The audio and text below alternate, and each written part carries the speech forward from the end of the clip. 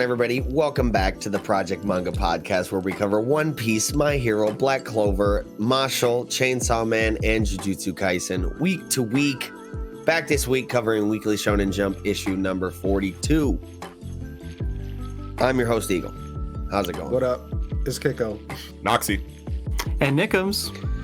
And as always, before we get started, we'd just like to say, go ahead and visit that link tree in the description box down below, where you can find links to any and all of our online communities, as well as links to audio listening platforms to consume the podcast on. Also links to support the podcast if you'd be so inclined, such as the link to our Patreon, which on which you can obviously subscribe to different tiers of extra content that we release, ranging from early access to all of our content all the way to a completely different second shonen-centric weekly podcast that we do. So, yeah, check that out. And also, while you're down there in the description, you can find timestamps to the segments so that you can avoid spoilers if you want to.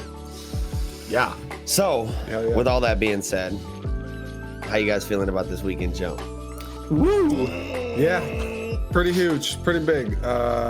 Just want to go straight to Jujutsu Kaisen, man. I know, me too. I know. Good So, Should we get in there? Yeah. hell yeah. I mean, yeah, fuck it. Great Yes. week. Let's get in here. Chapter 122 of Jujutsu Kaisen, the Shibuya Incident, Part 40.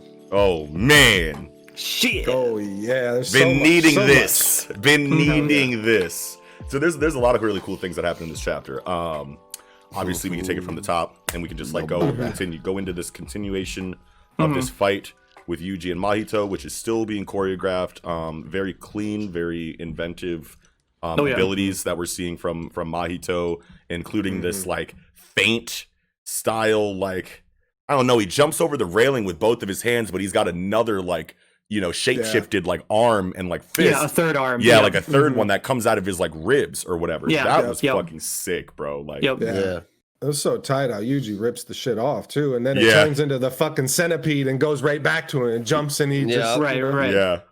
So that's okay. So this leads us to a question I had for y'all. So like right after that, so you know he's done this third arm, you know, this snake kind of like punch and whatever, and Yuji, he grabs it. He grabs it and he's gonna like slam it on the ground or something, and then Mahito does like forced dismemberment of himself. Yeah, that's what I saw too. Yeah. Okay. But I guess what I'm wondering is, okay, boom. So then Mahito jumps away or whatever, and the arm is like fusing back into his body, and he says, "If I take a risk and mess up the timing, I could end up dead." Yeah. Yeah. Really? Like what exactly is he worried about so much that he could die? Just Black Flash hits on the soul. Like even his soul's damaged, isn't that what? Yeah.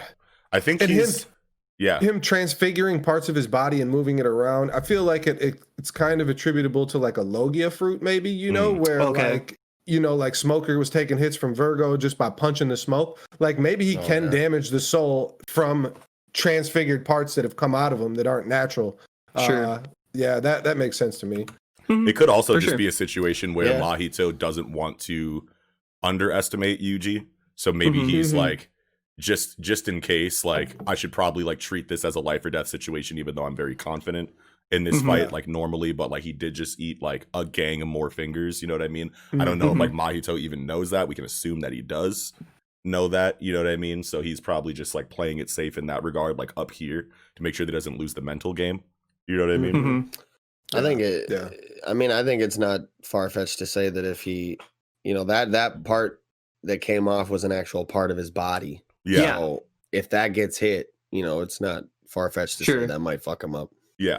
Like he needs to retake in the stuff he puts out. Otherwise, he's going to lose parts of his body, and then he's eventually just going to break down or something. I can definitely see that for sure. But it's also like a layer of like tension inside of the combat in Jujutsu Kaisen that's like reminiscent of like Hunter x Hunter, you know, combat as well, where it's like Nen is such a profound system that, like, you know, in inside of Hunter, where like they understood Gon's potential, even though we knew and they knew he was a very under-experienced character compared to everyone else. But if that Jajankin hits, it doesn't matter. You know what I mean? Sure. Yeah, you know, like you can if you get your combo off, your Nen combo in most circumstances, like that is designed to take your opponent out 1v1. You know what I mean? So like regardless of anything, you have to be wary of like your opponent's capabilities, basically. You know what I mean? So yeah, but which I love inside of this story. Yeah,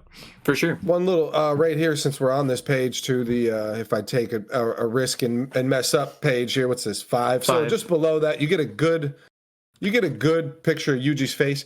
That scar really looks like it's about to stay, right? Do you think he's going to keep this? It looks permanent. Yeah, I really do think he's going to keep it, because if you think of like Utahime and you think of Toto, like they got big scars that they've kept through big battles, and it would just be great to see that type of scar on an MC's face that they got through in the middle of the story, you know, because it's like Luffy has a scar, but it's like it's the first chapter, right? Like it's not something like this is, you know, 100 something chapters in, and it's also going to show just another way stakes can be shown. Like even if this doesn't debilitate him in any way, it's just a scar on the face. It's still just tight to have, you know, that he's going to keep it. I expect him to keep it. That would I could definitely see keeping it until at least the next time Sukuna comes out. Yeah, which might heal it back. But if it's a scar.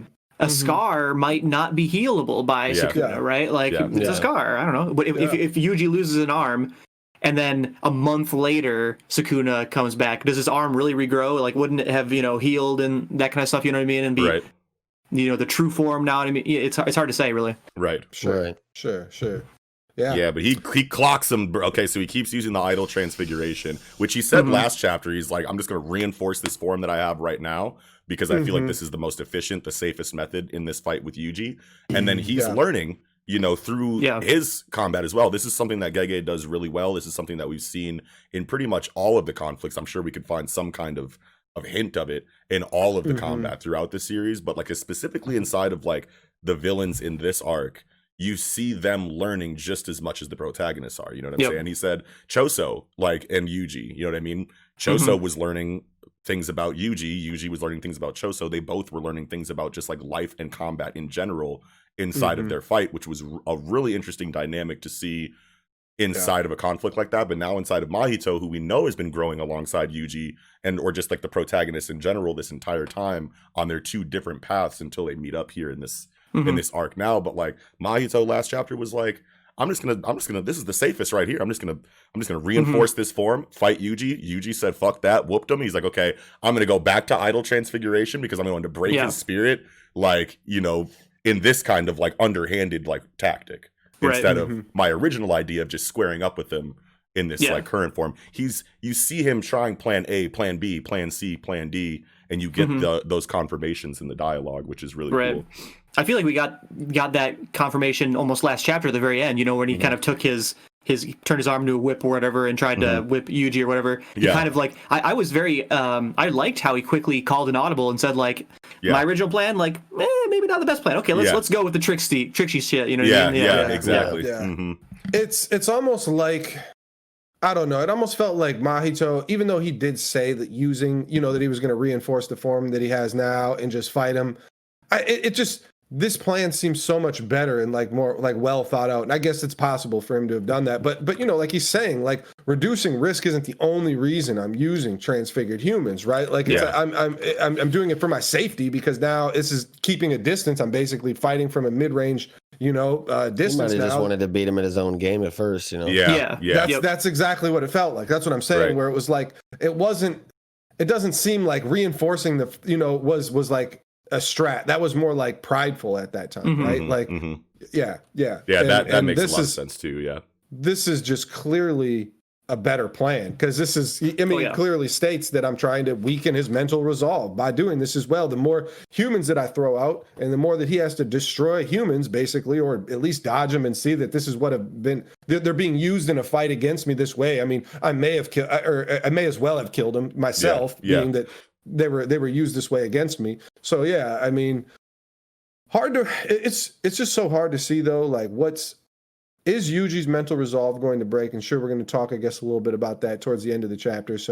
But that's just a question to. I just don't see it. Like I don't see it. Like I don't think he's going to like totally like fall apart at any time. But that seems to be what we can get there at the end of the chapter. I suppose I might have opinions on that or whatever. Yeah, and there's always the situation where like he could still just be holding Nanami, shape-shifting down until a very crucial point. You know what I mean? Like he already threw Junpei at him. You know what I mean? So like, like okay, the Junpei didn't work. It's been a while. Maybe he's come to terms with that death and everything's cool. I can't use that to get to him. But Nanami just died. So like, when the chips are really down, I'll make my face Nanami's face and see if he can punch it. You know what I mean? Like things like that. You know, I could totally see him employing tactics like that too. But that'd be crazy. Sure. Going into this flashback here with Dagon and the rest of the curses. So this is cool because like Naobito, when he rocks Dagon's shit and he pukes up all the skeletons and shit, Naobito is like, how many of them did you eat? You know what I'm saying? Like, and we never really got confirmation on exactly what he was talking about there. And I believe that we had like speculated that it was exactly like this. He just ate a bunch of fucking humans that they found. But it's cool to not only get that confirmation, but also see, at least what I took from this scene, is that these are humans for Mahito to use and stockpile. Yeah, some of them for sure. Yeah. Okay, good, because he does say like, I've got plenty in stock now. You know what I mean? So that's cool. But I don't understand how, like, okay, Mahito has access to them, but we know that Dagon ate them and kept them in like his gullet or his belly or something until Naobito rocked his shit and he puked up all of the skeletons. So did he get like souls to or like what about like when does Mahito? When is he able to tap into those bodies that Dagon ingested?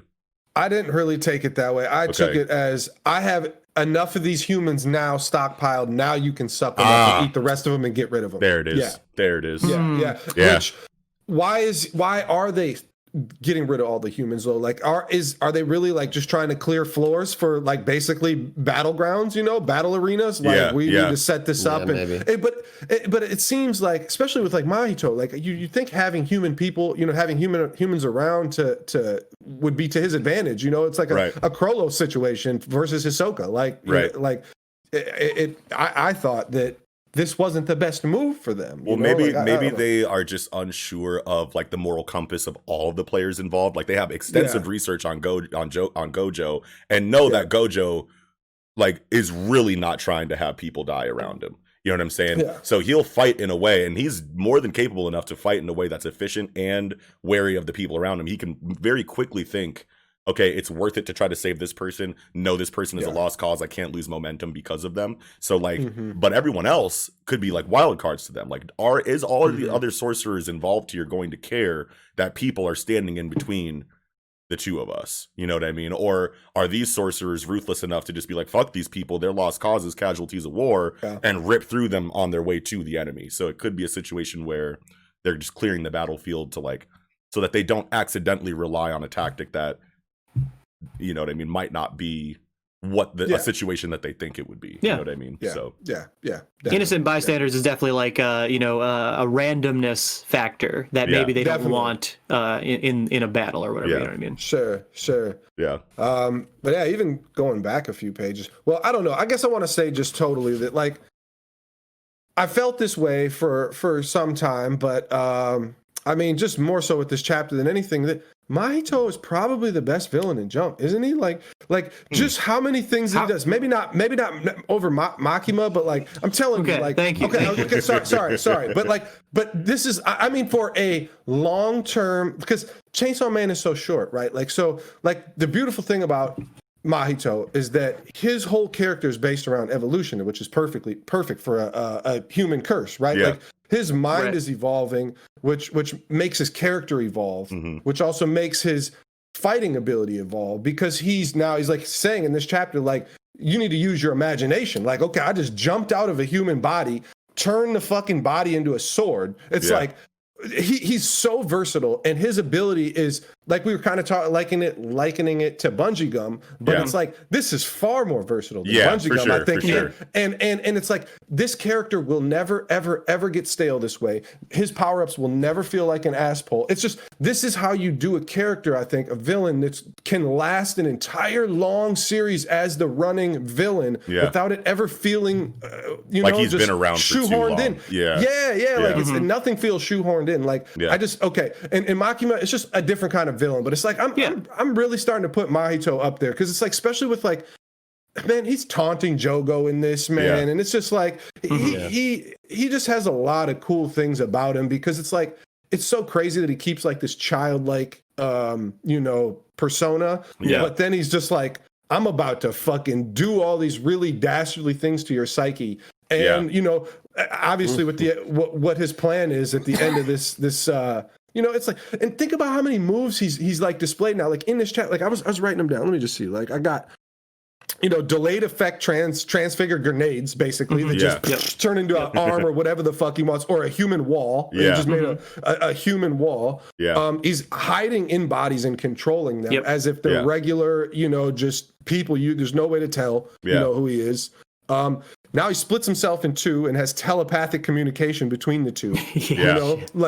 That's crazy. That's and we've already seen that it's just one soul being split. It's still the same soul. But I don't know, because I was thinking about it too, because you get that scene where he's like trying to like talk to it and he's like, yo, you don't need to talk to me. Like we're the same person still. Like it's still the same soul. We're just like two different forms. So like because I was wondering, I was like, okay, so what does this clone form like really mean? Is there like the one true Mahito and then like the clone and he's communicating telepathically with the clone? Or is this literally just like, if one whole Mahito is 100% strength and now he's split into two, it's still that same Mahito, but 50% here and 50% here. You would assume that that's probably the most efficient way to use the ability. But I think I think he is splitting it like 70-30 right now. Like really? I think he's keeping 70% of his power to fight Yuji right now because it's just makes sense. He didn't know that he was going to stumble across Yuji. Right. They split up to look for Yuji. Right. Sure. So why wouldn't you split 50-50 in case 50-50, so that you have an equal amount of firepower with whatever enemy you run into? Sure, unless he can like transfer that percentage at will, but that seems really broken to be able to do that without even touching or anything, Plus, I don't want Nobara to be fighting a weaker version of Mahito right now. Right. Sure. Okay. But see, that's the thing is that the version that's fighting Nobara is on the surface, and it's and the one that's fighting Yuji is in the stronger sorcerers were going to be in the tunnels, right? Like they know that, and that they had like people on the outer end that weren't especially when they have enough intel on like basically who's where right now. They got a lot of it, right? So I'm pretty confident. I'm pretty confident that Mahito's keeping a stronger version down lower in the. I can see it. That just makes sense to me. I could see it for sure. He definitely did say like, you go up and just scout up top or whatever. I'm gonna go down, and then he was down in a photo booth chilling, waiting, for this moment or whatever. So like, I could see him planning it out a little more than just random luck 50-50 breakdown or whatever. Right. Yeah. But I mean, there's still like, I mean, we already had so multiple. It would do wonders for Nobara's character if she was fighting a version of Mahito that's just as capable as the version of Mahito that's fighting Yuji right now. It definitely would. See, but here's the thing. Yeah. If Yuji is losing against Mahito though, and Nobara was able to win against that Mahito, like that just wouldn't fit the power balance right now, right? Like it makes sense for the Mahito, the strong Mahito, to beat Yuji or be besting him right now, And because that's always what I thought, right? Where Uraume is going to come in and interject in their fight. Okay. So because I don't think Nobara is going to lose to this Mahito. I think they're both going to get really fucked up, like really bad. You know what I mean? Okay. And in which case it doesn't. I don't see it as Nobara winning over here, Yuji losing horribly over here. I look at it as like both of them are just like in a really crazy fight where it's not tilted in either side like for very long in either fight. You know what I'm saying? Nobara is going to have a great showing, then could get fucked up. Yuji's going to get fucked up, then have a great showing. It doesn't have to be a mirror you know what I mean, like conflict on either side of this situation, Yeah, in my opinion. Yeah. Mahito's goal is to bring Nobara's corpse to Yuji to break him. Does he need the corpse though? That's the thing. Corpse. He's going to fail against her and just transmogrify a corpse. It doesn't matter. He doesn't actually need to kill her and take her. I'm sure he can. But does he need to even attack her? He knows what she looks like. Why can't he just transform into her form? And maybe he has to touch her soul first. Yeah, that could be. That very well could be. Yep. Yeah. Well, then if she does that, then she's dead anyway. Right. Yeah, right. insta dead. Right. Yeah. Right. Yeah. So I feel like his goal is definitely to kill her outright. Yeah, because that's just like what makes the most sense as far as like him. Like I don't think that he should just be able to like copy anything that he sees. You know what I mean? I don't think that his shape shifting ability should be that perfect. You know what I mean? At least not at this stage. Yeah. You know what I mean? But I don't know. I'm just ready for another like fucking unison like Black Flash scene. You know what I mean? Between the two of them, which I could totally see like in a situation where it's dire for both of them and they're bringing that out of each other simultaneously in two completely separate areas. I think that would be super hype, but at the same time, it's just like until we get confirmation on exactly like what percentage of strength these clones have, I just feel like it'll feel better to me to think that it's 50-50 right now. Because like, yes, you made a good point that like, okay, he's underground where you can assume the strongest sorcerers are, but at the same time, it's like you don't know. At least I don't think that he knows everything about the situation everywhere. Yeah, no, so not if everything. So if you don't know what you could run into on the top or the bottom, like why wouldn't you? Like, what if the stronger version of yourself runs into a weak sorcerer, and the weaker version of yourself runs into a strong sorcerer? It just makes the most sense that it would be 50-50 split in case you run into anybody, so you have equal capabilities no matter where you are. And sure, that makes sense, but he can also just jump into the wall and disappear, right? Right, So it doesn't matter who he encounters ever, really. Well, it depends on what their Jutsu Shiki is, right? Because like, what if they have an ability that says like, I mean, we don't... You know, Nobito can just freeze you in a frame before you're able to jump in the wall. Right, something like that, you know what I mean? Yeah. But, I mean, who knows how the fuck it'll go, but like just for my peace of mind, just because Nobara has been getting kind of shit on this arc because of her performance against Shigemo and the fact that she's been out of the story for so long. This is a really hype moment for her. Me personally don't want it to be like soiled with like but she's only fighting a nerfed version of Mahito. Yeah, but Nobara, okay.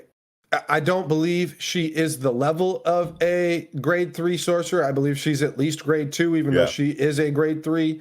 But like, man, Shigemo is like quasi first grade. Like that makes sense. And his Jutsu Shiki like counters her. And she got side punched from the fucking sword coming out of It's like, it's kind of just an unfair assessment. Like she's supposed to lose that fight. That dude has been killing fucking sorcerers and shit. Like he's, like Shigemo is not like a weak, even though obviously the way we saw him go out in like the last ends of his character, he was kind of shown in a weak way. But when you have your miracles built up like that, like how is Nobara ever going to beat him? Well, like, she's shown growth too, like since then, right? So like if she has information on her enemy, then she has a really high, like she can turn her combat IQ into like, okay, like let's assess this situation. Let's go at this the safest way, but also like a very confident way. Against Shigemo, she had no information. So she was just like, okay, he's got a sword in his hand. There's no reason why I shouldn't,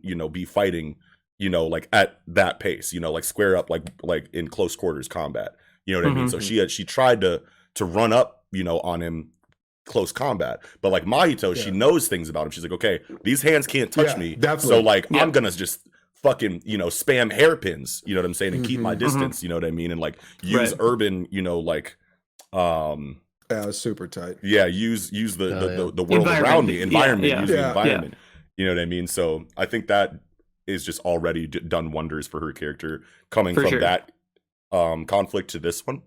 But can I jump in with something I think I've noticed about her ability or whatever? So look at page 14. Let's start in 14, right? She's making fun of Mahito, oh, you're a coward, you run away all the time. And look at her hand in the bottom left panel of page 14. No hammer in her hand. Page 15, top right panel, she puts her hand up and now she has a hammer in her hand. That hammer is a conjured item. Yeah, I think so. That's fucking sick. That's crazy, right? Like I never would have guessed it was a conjured item, but she literally fucking made that out of. It makes sense too because she purposely used the rubber mallet when hitting humans to not kill them, like way back in like the second volume or whatever. Like so completely different hammer. It was like tapered. You know what I mean? It was all one thing. You know what I mean? But it was like a flat square. It was totally like a rubber like hammer that went into like that tapered end. But this one's clearly like a ball peen hammer. You know what I mean? Like. Completely different hammer. Never even noticed that. Yeah, she's got like a utility belt, but I think that's where the nails are, right? Yeah. I thought she was like for some reason pouch in the back. Yeah, for some reason I thought she was like pulling it out of like the back of her dress or some shit. Like there's just like an after image. It might be. It might be. It's kind of hard to see, but I feel like it's. I'm wondering like what about this top right panel of 15? Right? It's just a weird. It's a weird action. To be like concealed somewhere, concealed, and then it appears. It out. I feel like it's like it was conjured. Yeah. Shad saw that on the timeline. I just remembered Shad saw this panel, top right of 15, and thought that it was like Shigemo's hand sword, like coming for like one more final attack. Like he was like, I almost had a fucking heart attack. Yeah. Dude, at first I was like, why do we have this hand up here? That can't be what I think it is. And then I look at it closer, like, no, that's not it. That's not it. Nobara's dead. She's out of this story. That would be so fucked up. But dude, I love Nobara's like representation in this chapter because like she is a very like cute like design. Like when she's introduced, like she's a very cute character, like like an attractive like design. You know what I mean? She's supposed to be like easy on the eyes, but like when shops and like, she's girly and stuff. But she's dead serious in this fucking chapter, bro. Like, doesn't she look more serious or more like she fucking saw some people die and she's like really intense she's now? Like fuck this shit. You know what I'm saying? She looks like she's had enough of the situation, and Gege's like, I'm just like, I don't need to draw her cute every single time that I like this is a warrior right now. This isn't like the cute female character. You know what I mean? Like this is like this is a person that you do not want to trifle with. You know what I mean? Like in all of these facial expressions, she's just like, and I love how Gege can give this kind of vibe to their female characters in the series where, you know what I'm saying? We don't get any like, I don't know, man. You know how fucking anime and manga goes. You got the cute girl with the fucking like skirt or whatever, and you like she throws a roundhouse cake, and you get like the upskirt like angle shot. You know what I'm saying? Like you don't need to like it doesn't need to be like sexy all the time. Yeah, you know what I mean? Like they don't need to. Never get that. You never get that in like Jujutsu Kaisen. You know what I mean? And and even though there's on page 17 this flying double kick or whatever, like it's blacked out. No fan service whatsoever. Exactly. This is just her being a fucking badass and because she's got like full-legged pants on, right? Yeah, but still though, you could draw it in a way. You could draw it in a way that shows her like like legs and like you know what I'm talking about, and the curves and outlines and shit. Like very easy to turn this into a fan service scene, and both her character design and just the panel itself like is made to not do that, which is good. I feel like on page 18, bottom panel of page 18, I feel like she looks like Uma Thurman actually. Dude, like doesn't she though? Oh my god, intense. I just realized that right now. Yeah. Oh my god. And dude, the choreography in this is so fucking sick, bro. Shoots the fucking nails. First of all, we get a flashback here. This motherfucker. Yeah, but we get a flashback here where she's like, remember the feeling from back then, and it shows the Black Flash panel. You know what I mean? Yeah. So this is it from Origin of Obedience when her and fucking Yuji hit the back-to-back Black Flash, which is still one of the fucking best moments in the entire series for me. But she's like, you could see her trying to tap back into that version of herself, you know, against Kechizu and the other Choso brother, where she was literally just a raging maniac to kill these characters. And it's like, I want that Nobara back right now. And we have no reason to think that we're not going to get that Nobara, because this is easily her greatest enemy that she's faced so far in the series, obviously, in like a 1v1 kind of situation, or just a fight in general. You know what I mean? And she fucking shoots the nails, he dodges them, it breaks the fucking like, you know, platform above Mahito, it falls down. I don't know if it hits him first or if it just like falls in front of him and he like kind of like stepped it and like dodged it. But like either way, boom, drop kick through the fucking blind spot of the fucking shit, and then left the needles, left the hairpins on him, boom, pushed him through.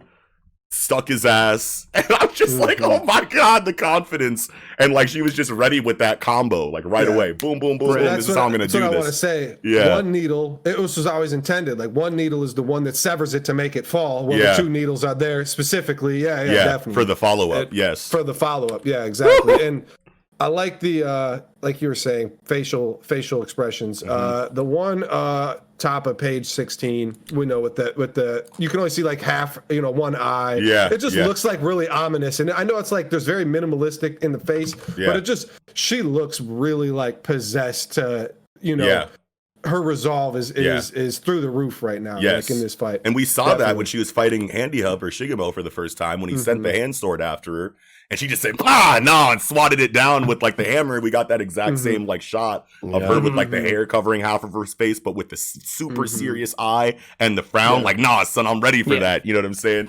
Yeah. I love that, like, like, fuck yeah. Love to see Nobara doing her thing. Yes. Hell yeah. So in terms of we were talking, earlier about like, what's going to happen after this chapter. I feel like, and we were mentioning Nanami.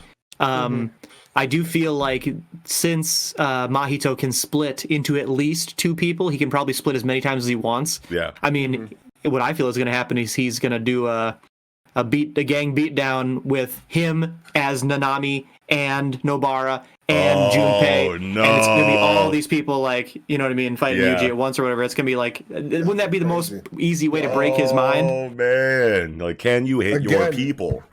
Again, like a Sun and Moon situation. You got all these random fucking people running at you trying to do all this crazy shit, and he's going to have to, and the added effect of knowing them and having like trauma attached to those people attacking. Oh my God. You mentioning Sun and Moon, like what if he can force what is, like the idol transfiguration. Hey, buddy, you look like Nobara now. And now I'm going to blow you up. You look like Nanami. Yeah. You look like Nanami. I'm going to make like 10 Nanamis and 5 Nobaras, and we're going to gang rush you, and I'm also going to look like Nobara or Mahito. Yeah. Or sorry, Nanami. And like he's just going to be like, okay, and I'm going to come up from behind this person and kapow. You know what I mean?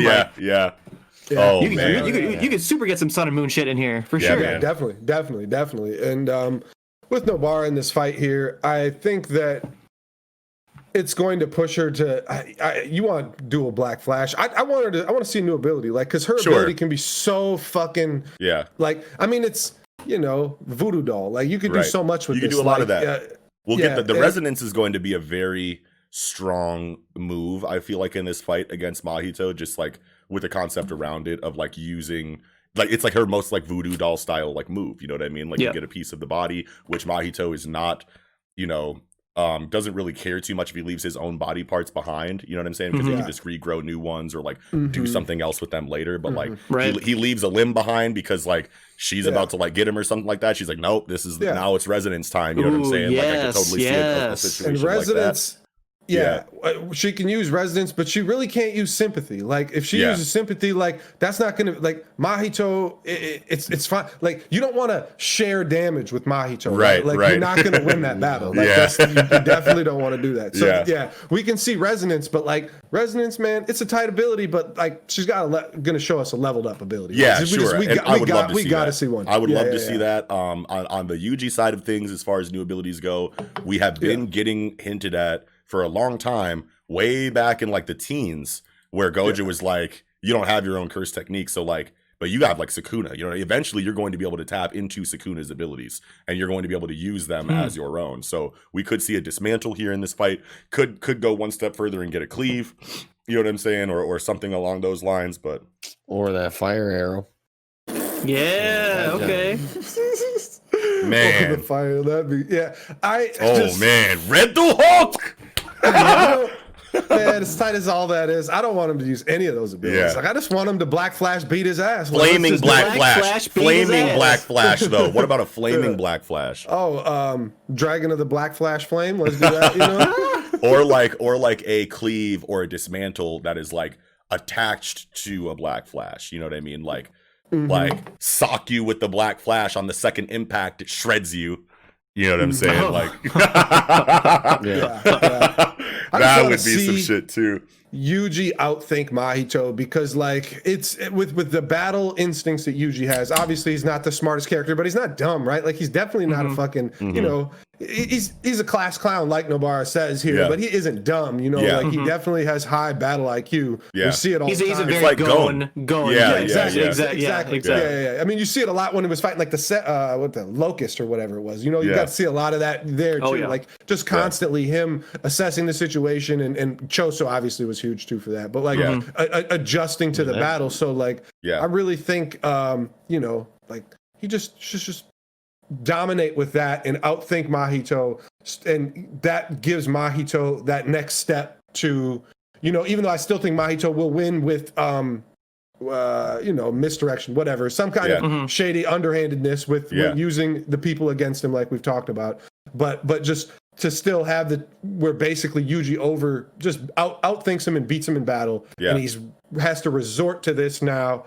And that gives Mahito that next step, because like I said, he needs to keep evolving in his mind, because like him saying like you got to use your imagination, like that just like really stuck with me, that the abilities he's going to keep getting are going to be crazier and just escalating in complexity.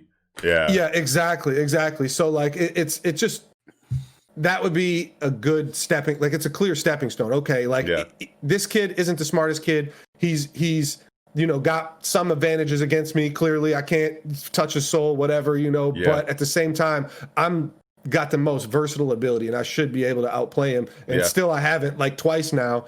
And I feel like you've mentioned the locust curse in that fight. Yuji was positive. This is a very simple-minded curse. Like he could tell that he's just going through the motions because this is what he's supposed to do as a curse, but it doesn't seem like the kind that would resort to like dirty tricks.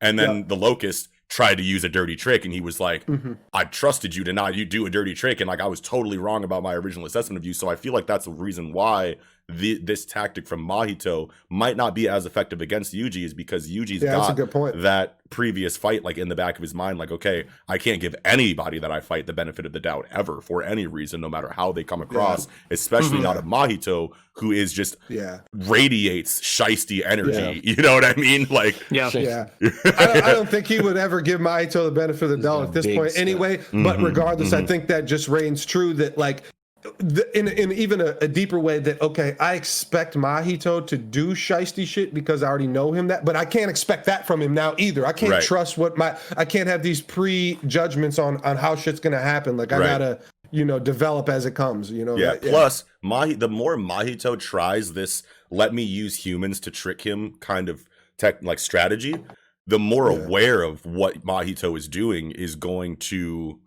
like ring inside of like Yuji's head. He's gonna be like, okay, this is like the fourth time now that he's like fainted with a human body.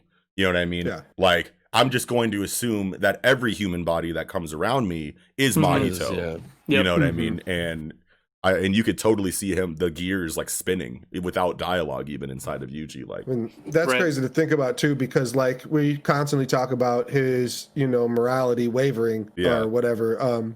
And if he has to expect every single regular human as Mahito, he's not going to start punching human heads off, right? Like he's going to have to really deal with them strategically, and like it's just ready for really anything, cool, but not like, but have to also, you know, use restraint when it comes to a random human body that he runs into, because it's like, okay, I'm going to be ready if this is Mahito, but I'm not going to just flat out 100% commit to this being Mahito and preemptively strike. I still have to like wait, but I'm not going to like be in a sense of security where I don't think that they could be Mahito. You know, and maybe even Yuji uses some baiting tactics, try to bait it out. You know, that's what I'd love to see. Yeah, the mind games there. That'd be cool for sure. Yeah, man. Hell yeah. Are we good? I'm good. All right. Well, yeah. All right then. With that, I think we can go ahead and get right into chapter 85 of Chainsaw Man.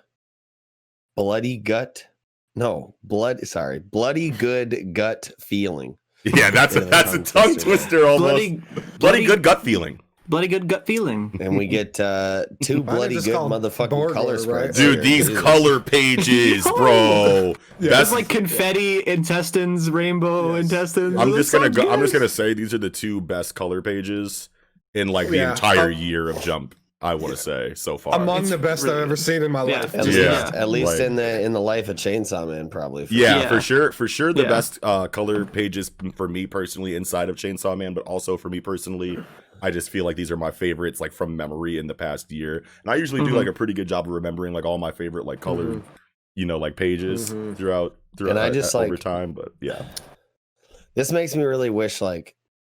For the anime, like I know it would probably be a lot of work, so it's not gonna be like this. But I really hope they go with this aesthetic, where like it's guts and entrails flying, it's all different colors like this. Like that would be so lit. Yes, that is so lit. I agree. I feel like I prefer that style for an adaptation. Whenever we do get one. I mean, we talked about it on the one shot, right? We want the pop color, you know what I mean? That's really you can get away with more gore that way. You don't have to worry that things would be David production, let's go. I was gonna say David, baby. Let's get David on it. Please. Yes, David. So the start of this chapter is sick, right? Because Kishibe is like, don't move. She's like, hey man, might want to take a step back. I told Chainsaw to save me, so he'll be coming to kill me now. Of course, I'm going to fight him because I want to go out swinging. But the page turn on this was so fucking drastic, bro. Like he's literally just standing there, no movement. Boom, she's evaporated. Like I was like, head over here, legs over there. And like. I love that they really like went full on when last chapter she said like, oh yeah, like Chainsaw Man, the hero of hell, he kills those who ask for help and the bad people that were hurting them, right? So it makes total sense when she's like, oh, I asked him to save me. That means I'm gonna get fucking killed here. You know what I mean? So just after watch he out, wipes out everyone who was attacking me. He's gonna come for me after that. You know what I mean? Which is what makes me like really worried for Kobeni's character. Obviously, she's exactly right. Yeah, you know what I mean. And but I have something that I kind of like want to throw out there once we get there. Like after this like really gruesome Makima shredding scene, it goes into this family burger scene, which is definitely. Oh yeah, go ahead, Eagle. I was just gonna say like so. Makima's obviously not done, right? I don't think so. No. No, she has a contract with the Prime Minister. All damage gets redirected to it gets sent to someone else. We can and see she's gonna reassemble to the burger joint. Okay.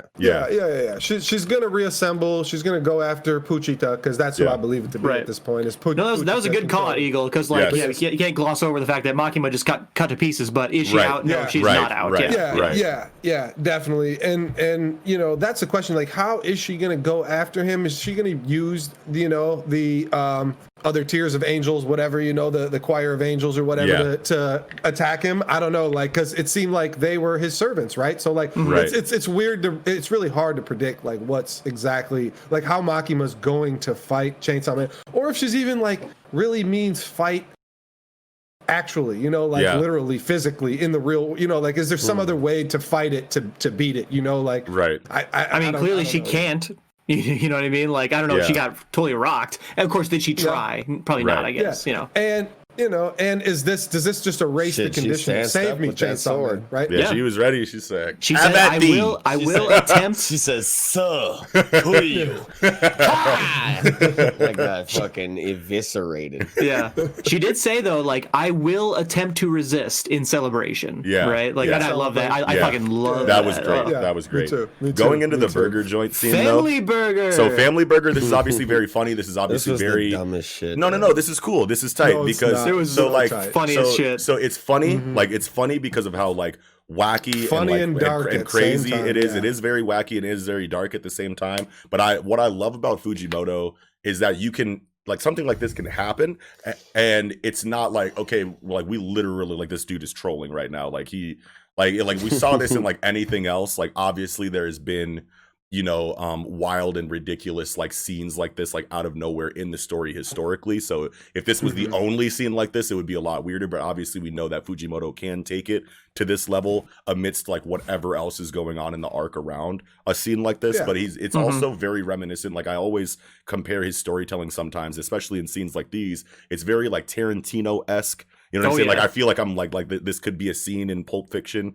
You know what I mean? You know, Easy. but also if you like, but if you look between like the at least similar to a Pulp Fiction scene, isn't right? it? Yeah. but for me, like when I was looking through this, like the things that I noticed amidst all of this comedy is that like Denji is obviously inside of this version of Chainsaw Man, and he seems to be in like a similar illusion, like metaphor as like Aki was with the snowball fight, where he's like not entirely there, and obviously externally he's just blah, burger, blah, you know what I mean? Like, but obviously like inside of the his mental space, he's having a conversation with Pochita, which made me think that the Chainsaw Man we've been seeing this entire time is just like unchained Pochita and externally, right?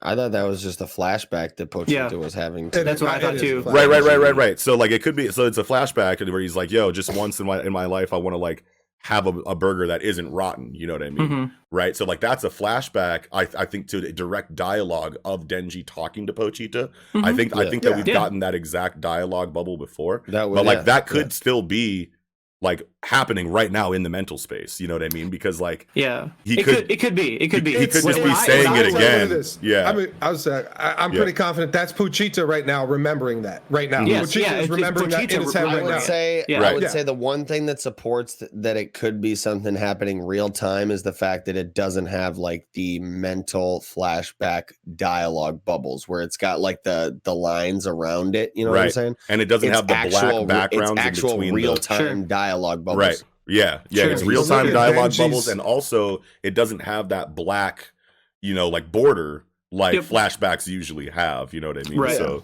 But look at Denji, look at the texture of Denji. It's dots, right? Like it's you know, shadow, like a flashback kind of thing, yeah. And it could be that, or it could just be Denji is existing in this mental space.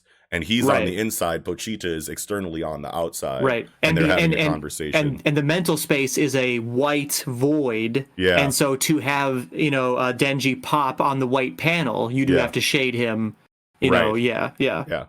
What I took it to be is something to consider is like Denji before all these events or whatever, right? You know, Denji is, you know, controlling the body, and Pochita is inside him behind the door. Is Denji behind the door now, and Pochita is on our side, quote unquote, of the door, right? Yeah. They switched spots. Yeah. Yes, I believe that to be true. Me too. Because just, I got a. Well, go ahead, Eagle. Yeah. I was just gonna say, just to bring it up an example of the type of dialogue bubble I was talking about. There's one on page 7, in the middle panel on the bottom. Yeah. Oh yeah, you're saying like somebody's flashing back to. Oh, that's not a flashback. That's not a flashback. That's somebody remembering something that somebody has said. No, that's him hearing it. That's him hearing Kobeni. He's hearing Kobeni say, "Save me." In that Save panel. me. Yep. Yeah. Yep. And so he's about to kill Kishibe, and then Chainsaw Man is like, "Oh shit, no, I actually hear someone calling for help right now." And so then and all the events between that page and when Chainsaw Man appears on page 12, that's the transit time from Kishibe to Family Burger. Yes, that's exactly how I took it too. But regardless, you are right that like the panel with Denji, you know, saying like, I would want a hamburger that's not rotten, right? Like it doesn't look like a flashback panel. Right. It looks like it does look like where it says "save me" is the exact type of bubble that I was talking about. Yeah. Oh, okay. A mental, you know, like you're thinking flashback to something somebody has said. Yeah. Sure. Okay. Yeah. So let me give you some of my evidence for that. Pochita is in control. I think we're all kind of in agreement on that. Yeah. Well, because that's the thing. It's like I believe that this panel of Denji is actually Pochita just remembering this. I don't think that Denji is saying this too in his head. It's just Pochita remembering just once in my life I want to try a hamburger that isn't rotten, you know. And here's why that's the case, because Denji had a fresh hamburger already on chapter 56. Oh, okay. So like he's already had the hamburger. Pochita doesn't know that because Pochita is his mental whatever. Like there's definitely a block. Like the door actually blocks, and that's why I'm glad that you said that Denji's on the other end of the door, because I don't think Denji is actually going to know all the things that Pochita has done, as Pochita is now in control of the body right now. So that when Denji comes back, it's not going to be like a Yuji and Sukuna situation where Yuji actually got to see everything that Sukuna was doing. I don't think Denji knows any of this whatsoever. Yeah. And I mean, some more evidence is page 16, during the song, they have to sing the song again. He's dancing. Fucking Chainsaw Man. Pochita's dancing with his tongue out. The tongue out as a dog would do. Right? To this fucking melody, or whatever, their little hamburger song they gotta sing. Dude, you can just see the stress and worry and anxiety on these characters' faces. You know what I mean? Like on page 16, she's like, when she figures out that Pochita, Chainsaw Man is saying hamburger, she's like, hamburger. Yeah, hamburger. Yeah, it's just like, dude, the mental. She's freaking out. The duress, like, you know what I mean, is just like so apparent in these people. But like at the same time, it's as like different people are just getting their shit lopped. Right, and I feel like the comedy, like, is playing off of the worry that these characters are experiencing, because like, put us in any of this situation. You know what I'm saying? Yeah. No. We're not singing this song. We're not entertaining this at all. I'm running away instantly because I just watched my coworker get his head chopped off by a giant devil monster. I'm taking my chances. I'm just full sprinting away and hoping he doesn't chase me. Like, you know what I mean? Like, me personally, like, I'm not going to sit here and hope that if I sing this song properly and give him the burger he wants, that he's not about to just lop my fucking head off with a quickness the way that he just did my homeboy. You know what I'm saying? I think that how scared they are, and like how, like, the tension of the scene and them staying there hoping to appease this demon in a way that doesn't get them killed is also like very believable from like a shock and fear standpoint, but also I feel like the comedy is playing off of that as to why they're even entertaining this idea in the first place. So I mean, to have to sing the song 4 times, and with each time you sing it, somebody else is missing out of the thing. It's hilarious. It's like B-I-N-G-O, I-N-G-O, N-G-O.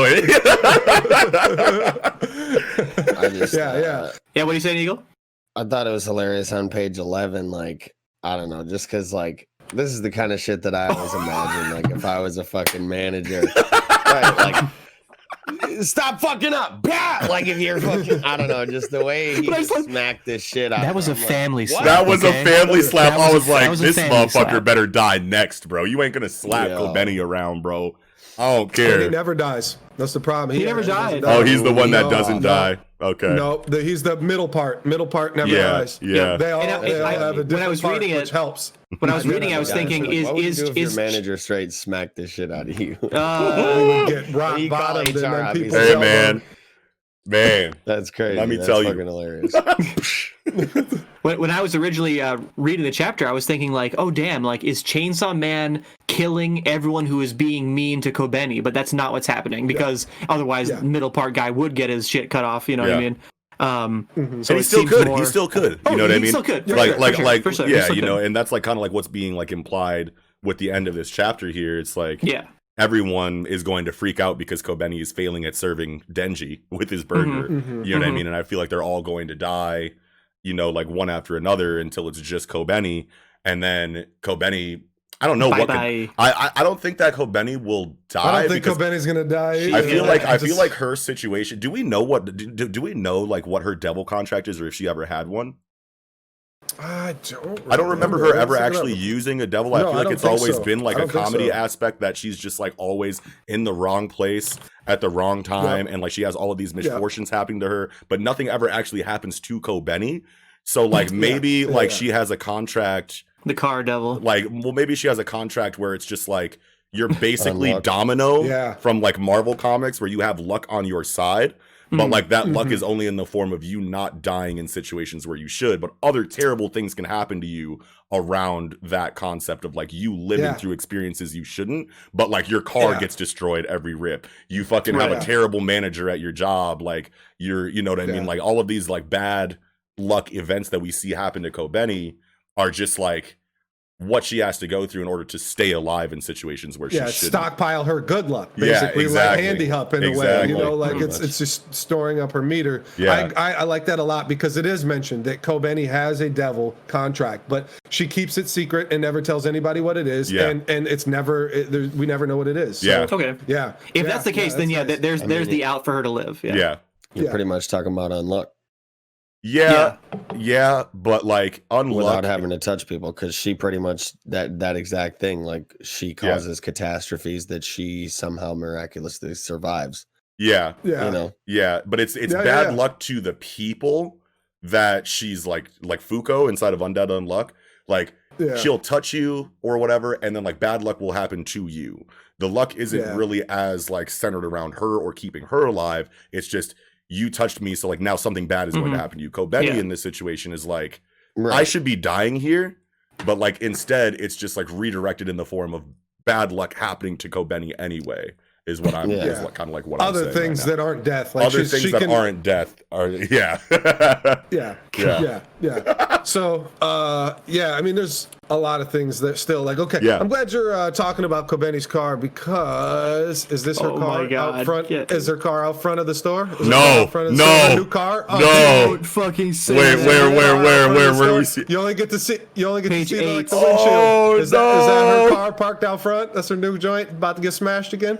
Oh my god, I hope so. It'd be so hilarious. She's gonna try to run out the door. She's gonna like everyone else is gonna die, and she's gonna be like, I need to get out of here. And she's gonna run to the fucking car, and then like a random body's gonna like fall, like fly out. The manager. Oh my god, is gonna land on the hood and crush her shit.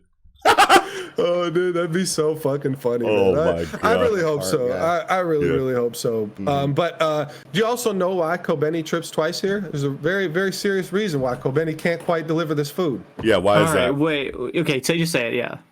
Because burgers can't be erased from existence, right? We can't let Chainsaw Man eat a burger.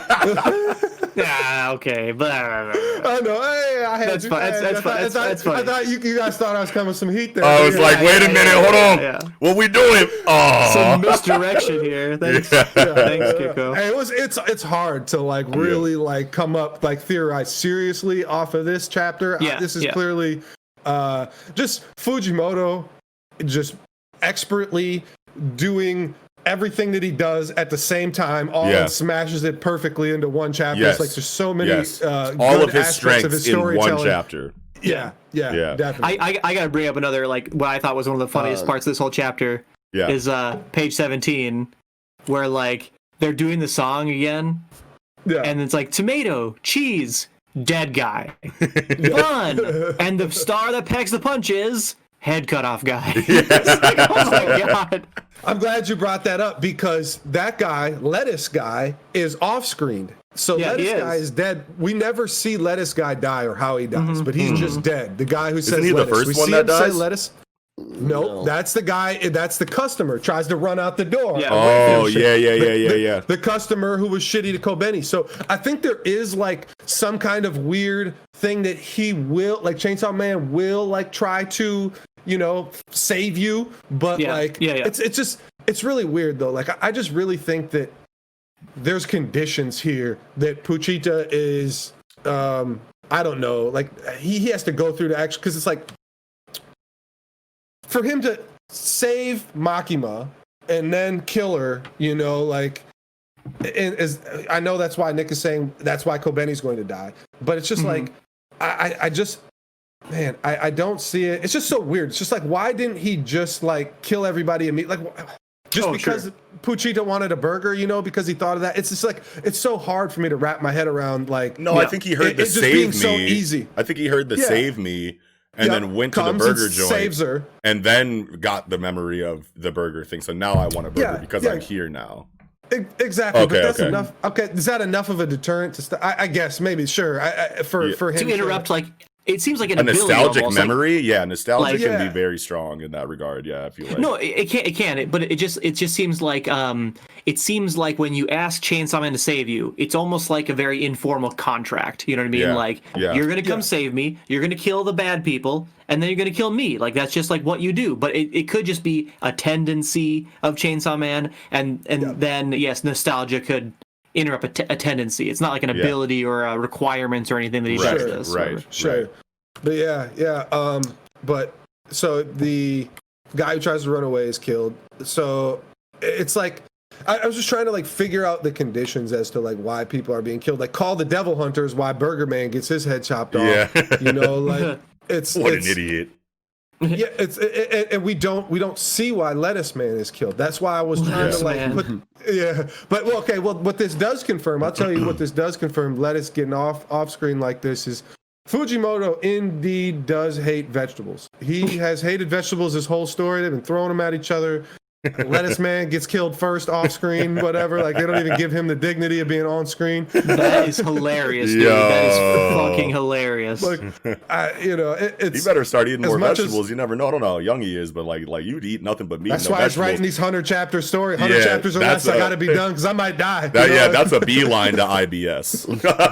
Like I'm sorry, like all meat, no vegetables. Your guts are gonna be pissed. So what you were talking about earlier, Noxie, has me kind of just thinking. And what did I say? What if Kobeni had a contract with the Serendipity Devil? Ooh, Serendipity. Where like anytime anything is gonna happen to her that is negative, or anybody's trying to cause harm to her, some wild, wacky, weird slapstick shit goes down that like causes them to get fucked over instead of her. Yeah. And in exchange for like during her everyday life, like you said, shitty fucking circumstances will arise where she's just always put in bad situations. Yeah, whenever her life is saved by her contract, then like her luck in like regular life goes that far, much farther down. You know what I mean? Sure. Yeah. Like when she's about to get popped by the fucking dude sneaking up behind her in the gun way back in the first like volume or two. Yeah. He's like right about to pull the trigger, and all of a sudden, like a bowling ball rolls out of the window 2 stories above him. It's like Final Destination, bro. Yeah. And something similar, I think, happens too when Retsei shows up, and like Kobeni and it's just Kobeni and Retsei right there, and like we're like, oh no, Kobeni's out of here, and then Violence comes down with like the Louis Vuitton leg drop. Oh, like right on top of Retsei. It gets blown the fuck up. Yeah, and then Kobeni bounces. Yeah, people are replacing her damage, or not like in the sense of a contract like Makima, where like once it happens to it, like it's transferred. It's just like negated. And given to somebody else. Definitely. I guess I definitely see where you're going with it, Eagle. I don't think serendipity is the word though, because serendipity is a good it's not thing. A fear. No one's afraid of serendipity. That's if anything, people like want serendipity to happen. But it's something like that. It's a word that's like bad luck, like the bad luck devil. But but there's something like that. It's irony or bad luck, or it's literally just like Domino from like Marvel Comics, but like with a biblical bet or contract with the devil, to where like you ask for something, but like it's never just like black and white, like trade off. You know what I mean? Like you hear all the stories. You hear all the stories about how like you go make a deal with the devil, and it's always like layers of conditions like that he snuck in like on top or a of genie. Like you know what I mean? Yeah, exactly. Where it's like, okay, you're gonna get good luck instead of dying, your luck is going to decrease depending on like how bad you should have died. You know what I mean? Or something like that. You know what I mean? But but yeah, man. Fucking Kobeni, I think, is safe. But it's just like, but I don't want to see her just keep going through all of these stressful situations. Like it's so hard to watch Kobeni take all these like L's. You know? The face on page 19 is just like in the middle of the page or whatever. Like she's just like resigned to the fact that like her life sucks and like this is just how it is. You know what I mean? And she's not crying yet. Yeah. But like then later she's fucking page 21, top left panel of page 21, dude. She looks sick. It's the scariest shit ever. Like she is. You can't be more scared than she is in that panel. Like, right. And this is Family Burger, but this is clearly an arch on this cup. A McDonald's arch. Oh, that's hilarious. I didn't notice that. It's definitely a McDonald's M. That's crazy. For sure. Yeah. Yo, he's I telling wonder the if line they're with that one. They're about to come for his ass. Yeah, but see, like it's half. Like you only get one half of the arch, so like I don't think that they can get you if but it's not like full. You but know it is about McDonald's. that one in AV, bro. Yeah, it might be. It might be They got the McDowell's single coming arch, to bro. America. It's, You remember that? It's Nick Donald's in AV. So. McDonald's. I love anime McDonald's. it's Nick Donald's. Hey, give me that money then. I need some of that. Yeah. Royalties. Oh. Yeah. Oh That's funny though. But I think that the way, I mean, we've talked about it. Fujimoto just has done his female characters so masterfully. It's like every single one has so much behind them, and like it's like Kobeni, like just. Obviously, we got enough of her backstory. Obviously, it's like she has to work to like support the genius in her family or whatever, the smartest one, the one that has the best chance through college. Her parents basically hate her. She's worthless. It's like, okay, we don't give a shit if you die as a devil hunter, so go do that shit. You know, like just make as much money as you can for secure the family. our other kids' future. Yeah, definitely. And it's like you just see Kobeni's misfortune over and over and over again in the story. And it's just all culminated by all these facial features here in this chapter, and it's just all of it. Fujimoto just really cares about all of his characters, and it's like even if this is a gag chapter, you know, pseudo gag chapter here, like it's still fucking impactful. And and as much as I laughed, like the first time I laughed my ass off, I giggled my ass off the whole time. The second time, I'm just like, man, this is so fucking dark and creepy. Like, how did I laugh this much at the first time through this? Like, but it was. In an adaptation, I can see this having a very where like you would have OST, you know what I mean, like playing in like any of these scenes. I feel like in this scene, you either like won't get an OST and it'll just be like really creepy them singing a burger song, you know what I mean, like silently, you know what I mean, like this going through this whole scene silently, or you have a very subtle jingle for a family burger like in the background, like you know what I mean, like adding to that like creepy tone, you know what I mean, like the beat to whatever the song is that they're singing, just like, you know, like the fucking or whenever you like charge up the the super creepy like carousel box from like every scary movie that's ever existed. You know. I picture this in my mind like the fucking like the intermission at the movies, like let's all go to the snack bar, you know, get whatever, we got this and this and that, boom, boom, you know, like that's like a creepy ass like black and white olden days that you see at the old movie shit. Like that's kind of how I took that. I was that's like, what I'm saying. Yes. That's let's all go to the movies. Let's all go. Some shit like that, and it's like it'd be crazy if like after this all happens, everybody's dead. Kobeni's fucking car, he gets fucking pile drivered. The manager gets pile drivered into fucking Kobeni's car, and then like the curtain closes, but it's like not the end of the story. It's just like we're just like, what the fuck just happened here? And then it's like, boom. Then now you got serious shit. Makima having the fucking angels attack fucking, you know, Chainsaw Man. Like, goes right back to crazy. That serious tone. That'd be crazy as fuck. Yeah, I would lose it. Yeah. Well, shit. I think I'm good. That's all I had. Definitely. With that, then, I think we can go ahead and move on to chapter 31 of Mashle, Magic and Muscles. Mash Burn Dead. And the Divine Visionary. Yeah, Let's start there. The name has been retconned. The name has been changed. And you go back to chapter 1. The name has been changed. Yeah. Yes. They changed the whole thing.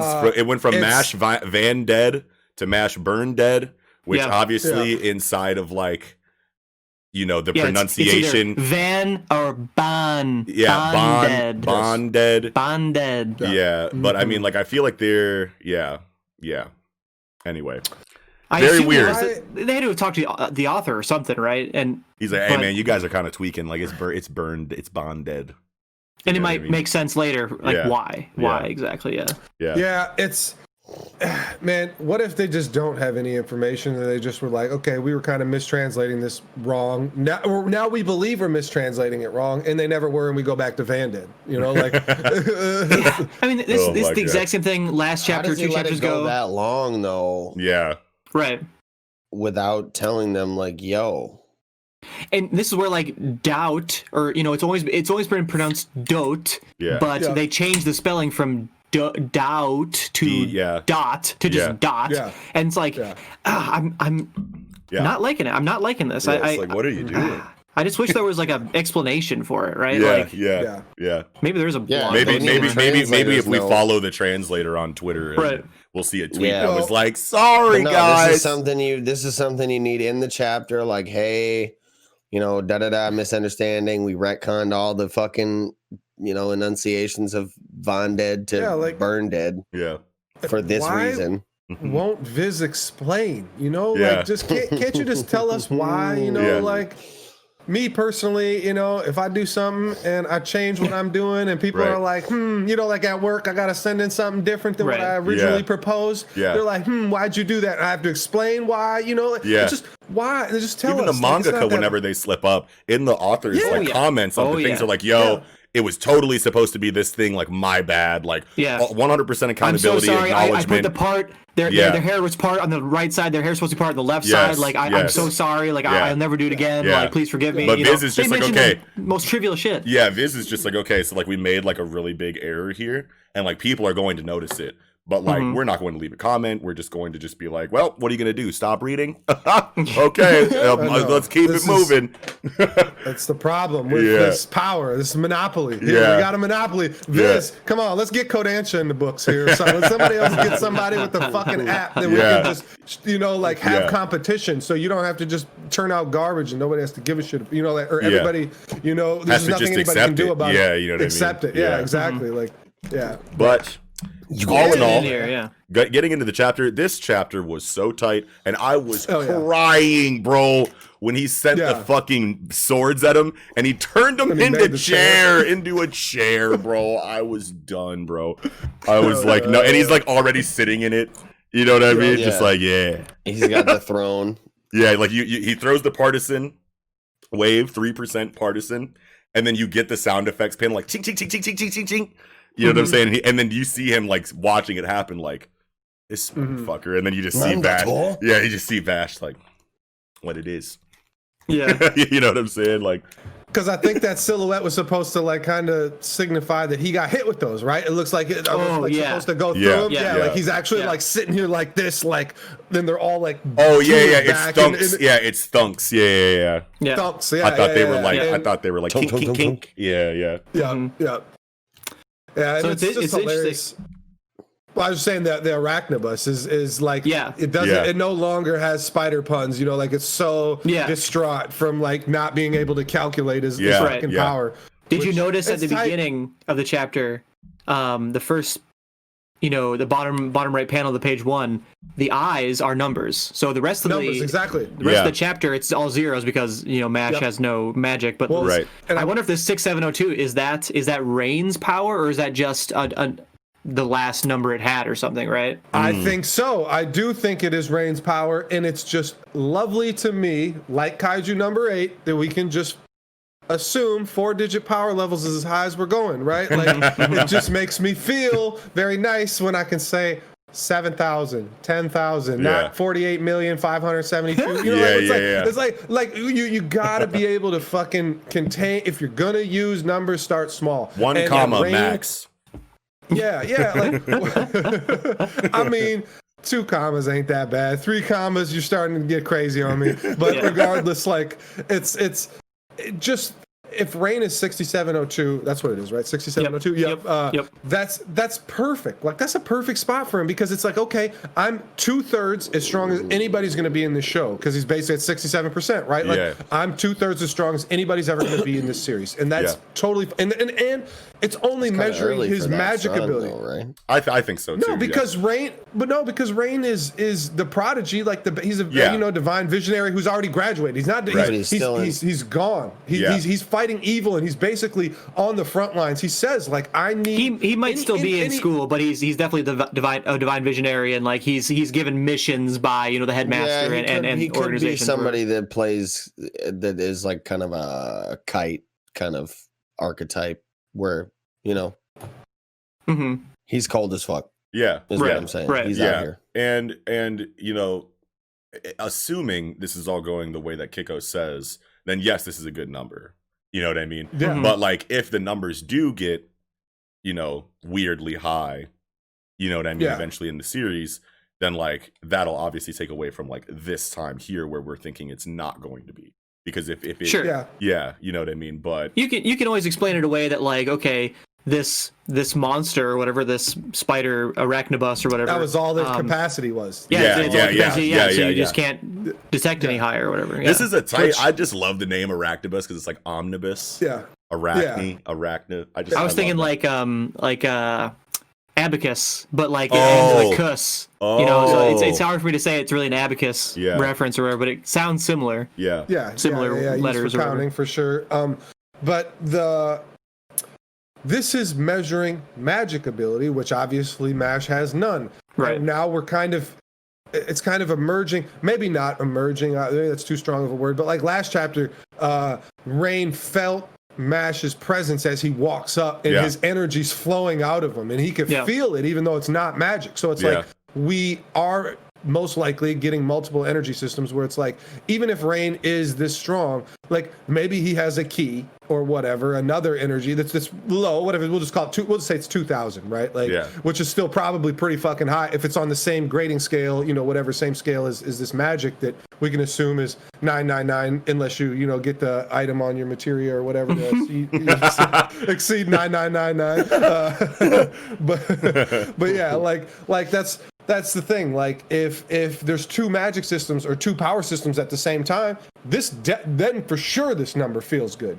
Like if you can tap into multiple energies and do different things, like that really would be good. And if like MASH could exceed the scale of 999 because he's only physical only, right? That'd make perfect sense. Yeah, for sure. Oh my god, bro, when he fucking takes the fucking partisan and he bunts the rest of them. Dude, it's so funny the build up to that too. Because like the 10% partisan comes, he snatches one of them, and he's like, Master Rain using 10% on a student. He's finished. Wait a minute, what is this? Practice swings. And it like zooms in on the bug's eyes. You know what I'm saying? Like just like the perspective of that, like you know what I mean? Like it could really be a serious reference. Like there is a baseball movie where dude's got all the bats swinging it like he's about to, hit the homer. He's going for the homer and gets up to the plate and like calls his shot like Babe Ruth. I'm about to, point out here and I'm about to hit a home run this direction and bunts the ball so he can get to, everybody's playing back from his hit. Like I really got big. It's called Major League. If y'all ever seen Major League is a cold-blooded movie. But like it's just clearly like I'm going for the homer. I'm about to crush all these fuckers. Like I'm about to, and it's just like, I don't know. It was just hilarious to me, and like really. I think you're right because you don't do swings for a bunt. Exactly. So like the practice swings has to be. I think you're right. I think that's a good. That is shout out. Yeah, and it's just funny as hell too that he's bunting them all because it's like it's kind of like a two. There's double meaning here, and the fact that I'm also showing you that how strong I am, that I'm just bunting your shit, but that's not really MASH's intent. MASH's intent is you could have really hurt somebody out here. Let me just knock these down on the ground, make sure everybody's cool and safe. But at the same time, it's also ego damaging. Like he just bunted my 10% away. Like, right.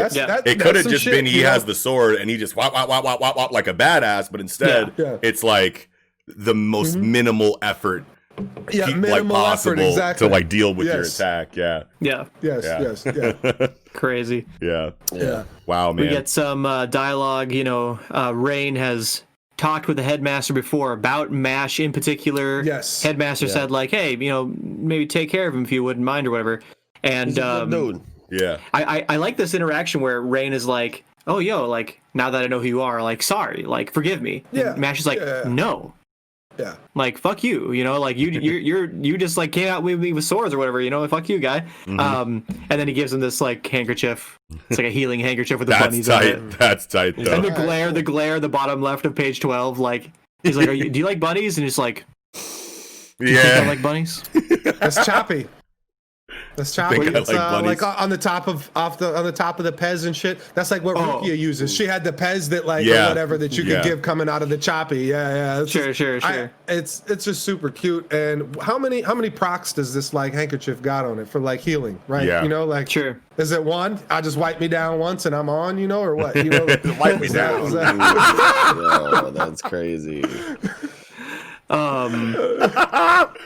And I think the dialogue between Rain, when Rain is like talking about becoming a divine visionary, and it's like, if you're really gonna do this, like do it even if it kills you. And then later he's walking away and he's, you know, like, if you want to be a divine visionary without any magic, you need to prove you're greater than any magic user. I think that's just fucking tight. That's super tight. Sick. It is that super was good sick. dialogue. I love that. Definitely. Yeah, man. When and then the end of this chapter. Yeah. Doll magic far exceeds what's required of a student. You know, like his doll. Sure. Like, so it's like he's clearly, well, obviously with a 3 lines, we really need more info on that. We don't really have any, but like he's going to be clearly the guy in the front. But like when you're saying this, it's like, is he stronger?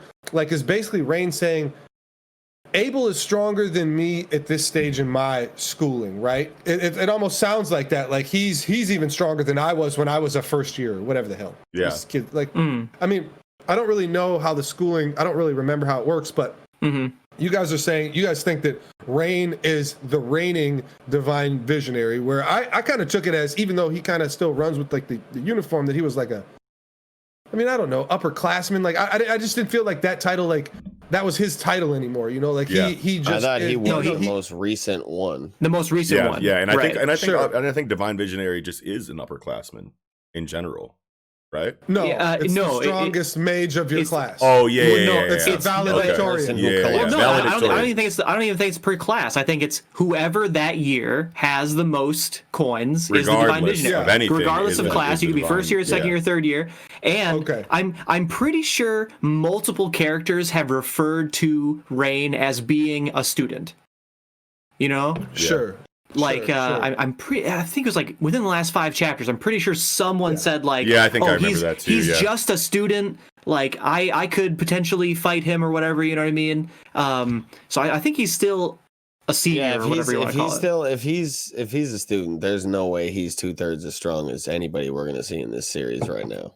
Unless that's the scaling, right? Like no one's that strong. Yeah. Well, and it just doesn't. I mean, if that's the case, it just really doesn't make sense why Rain doesn't have the most coins. Why there was why he Rain did. He turned them in. He turned them in and became the divine visionary. And now Abel has them all. Why didn't he just go and collect them all again? It's not the time for the collection. Again? He doesn't have enough. You already know how many he needs. He needs 5 coins, right? Mm-hmm. I'm pretty sure is the number you need 5 gold coins to even be considered. To be considered for divine visionary. Yeah. So I don't know, like it's not time yet. It's just he not needs more like coins. you don't just like as soon as you collect all the coins it's like automatically level up to divine visionary. There's probably an entire ceremony and selection process. Yeah. I get that, but it's like, okay, I'm the divine visionary of 2019, right? Last year, we'll say. And I turn in all my coins, so I have 0 coins. And now it's 2020 and we're competing again. Why have I not gained the most coins, or at least some coins? Right? Why you might be out of the running completely. You might be out of the running completely. You can't win twice. Doesn't make any sense. Yeah.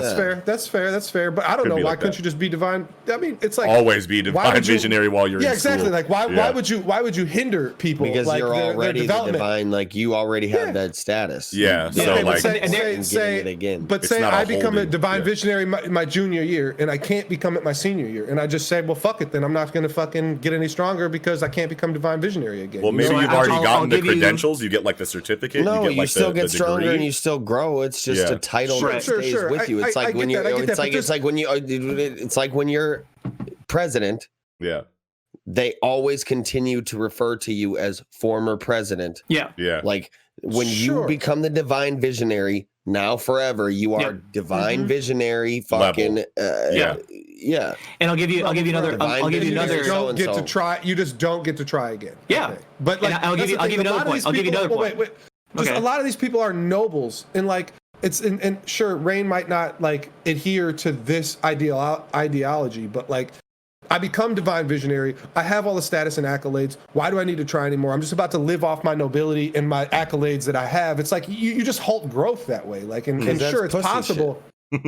How? But that's what the fucking frame of these characters kind of are, right? Like, especially when we deal with not Rain, but yeah. Yeah, exactly. Not Rain. With this chapter, it doesn't feel like that's who he is. That's soft. But, you know, I don't know. I just feel like you should keep trying striving to get coins for unless greatness. you're completely exactly. And so here, and let me Yo, I'm out here doing the damn thing. I'd like at least one strong ally. Come on. And exactly. That's exactly the point I was going to bring up. He says like, there's our world has no shortage of problems. There's a bunch of them.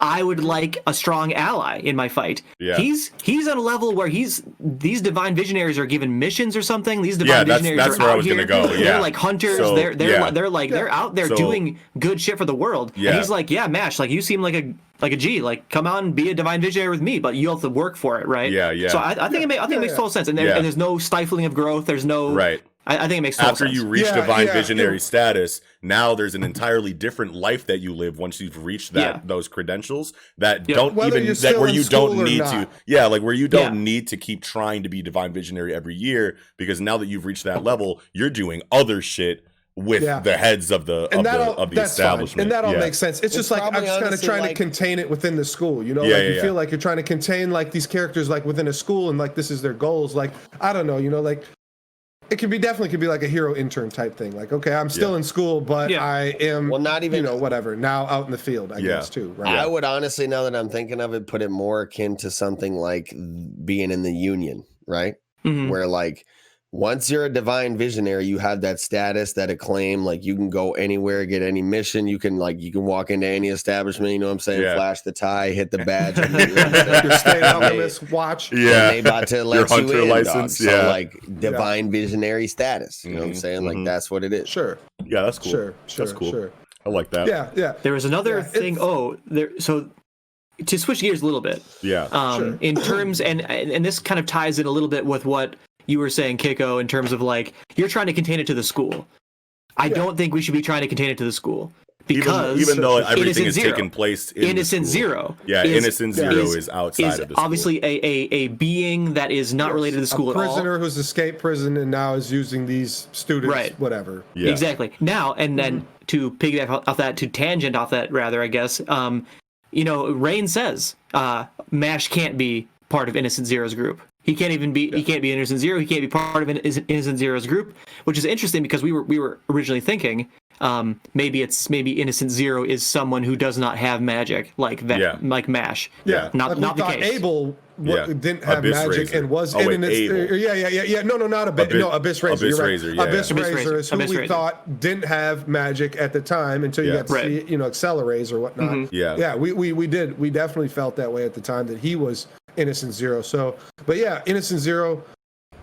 We also hypothesized that he didn't have magic either, you know, like zero magic, right? Yeah. But this feels like he does have magic now, right? Like, and he's okay. And he might be. I guess the way I took it, like Rain is kind of saying like, Innocent Zero is a huge anti magic, an anti no magic racist. You know what I mean? Like a pureblood in Harry Potter, right? Yeah. And so he would never let MASH on the team. Because MASH has no magic, right? That's what it feels like with what Rain's saying now. Yeah.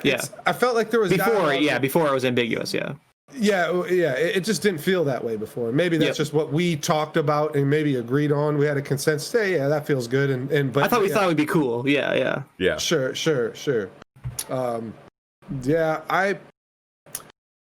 I would still like Innocent Zero, because the innocent part too, like that innocent part, like we really hypothesized about, like, you know, what the innocent factor like really mean. Like, these people didn't do anything wrong, but the way that they are is such a threat to our establishment that we have to label them as criminals. Yeah, you know, the magic users hate non-magic users or people, because they can be like MASH, where you just run through any magic that happens or that you try to conjure, because this person, obviously physical strength is something that you can train to be better than any magic, obviously, in an example of MASH. Well, and they don't want people even to know take it that way. Yeah.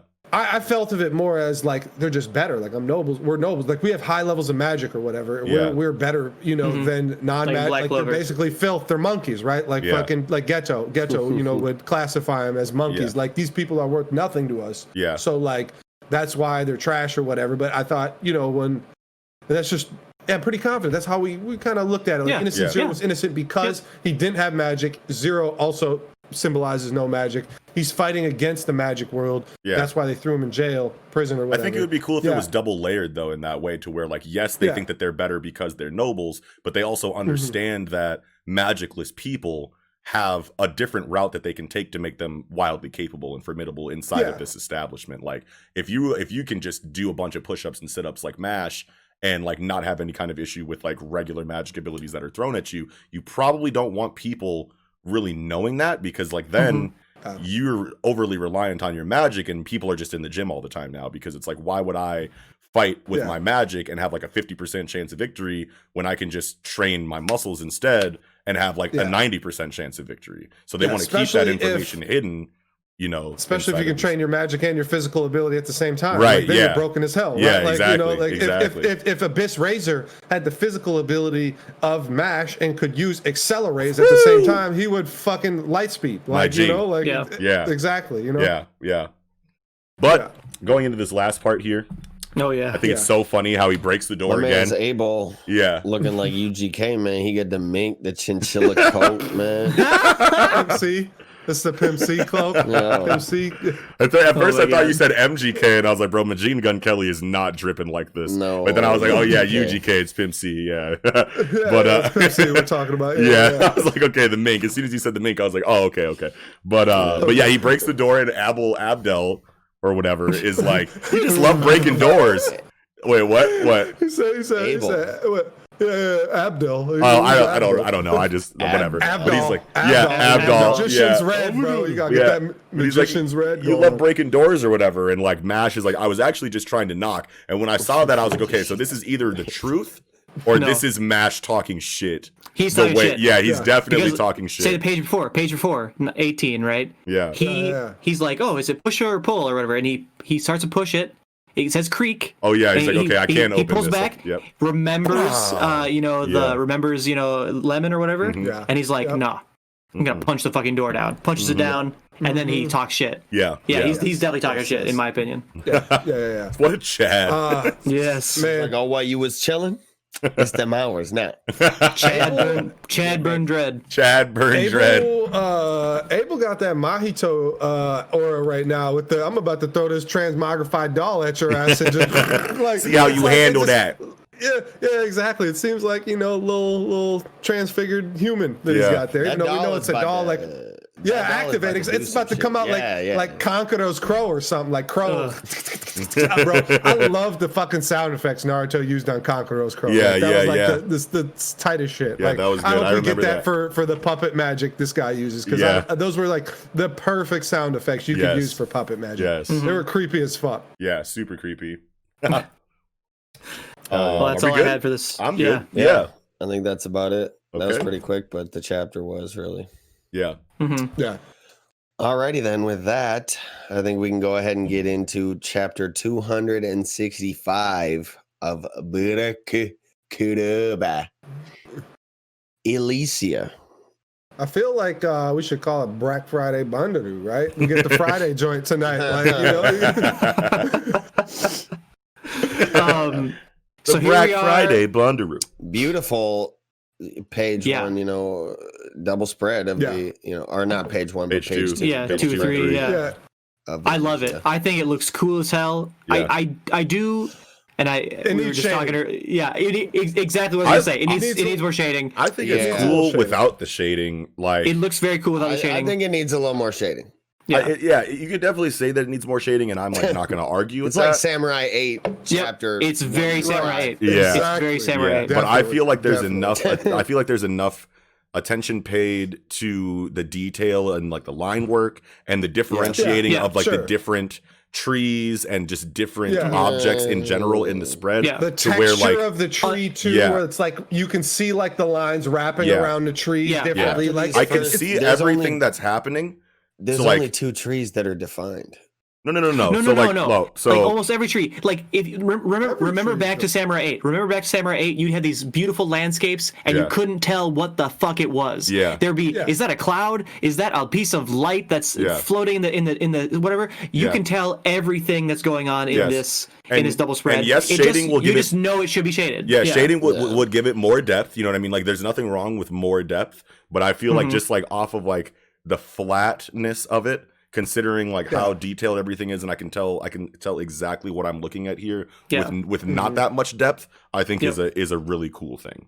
Me too. I agree. And maybe this is an artistic choice because this area, this Alicia is fucking condensed heavily with mana, and then you get to see these mana fucking little bubbles floating around, these little power bubbles all over, and not in this big panel here, but like around, the little elf, half elf, which is probably good because that was part of what's made Samurai 8 hard to figure out, because there's all these floating things in the sky, and it was like, what is that floating shit? And they didn't, and Tabata doesn't put them on this big 2-page spread, but it also could feel like it's distorted, like your long long vision, your vision of things long away is distorted by this concentration of mana. So like it could be an artistic choice. And I think it very much so maybe is an it's very artistic bright, choice, especially because you see how the trees that are farther away have like blurry line work. Like they're actually like mirages. They're like mirages farther away. Like what you would see if you're looking through a prism or you're looking through a bubble. Oh, now I see what you're saying, Eagle. Like there's only like 2 or 3 very large trees in the foreground. But there's a lot of very different, very defined shapes.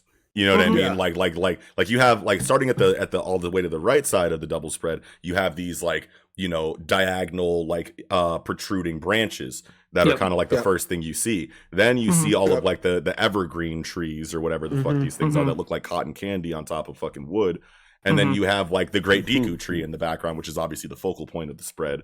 And then you have like on the other side, on the left side, you have another one protruding, branch similar to the ones on the right. And then you have all of these mirage type trees like farther off into the distance. But the point is that I can look at this one time and distinctly, like pick all of these things out, you know what I'm saying, despite the lack of depth and shading. I want to like take this panel and like compare it to a Samurai 8 panel and try and figure out like why can, because I agree, why does this work and why does this work and why does the other one not work? Like I want to like really learn that. But anyway, what were you saying? Gonna say, Kiko?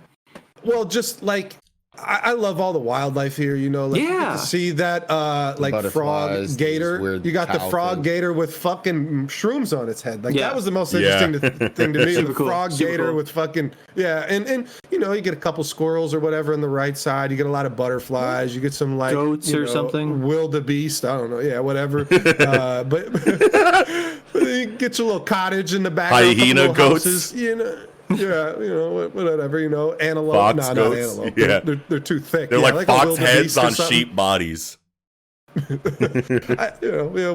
Whatever. One of those hairy goats or whatever. But it's just really, like you're saying, like we can really tell exactly what's happening here. Like there's so many, like fungi. Like look at all these mushrooms everywhere that you can tell exactly that those are mushrooms. Like there's mushrooms growing within the mushrooms, like right above the black clover syndrome. Symbol. Syndrome. Black clover syndrome. Hey, I'm taking that to the timeline. Lucky Charms Twitter is not going to like that. No, you're getting the pitchforks are coming out for you.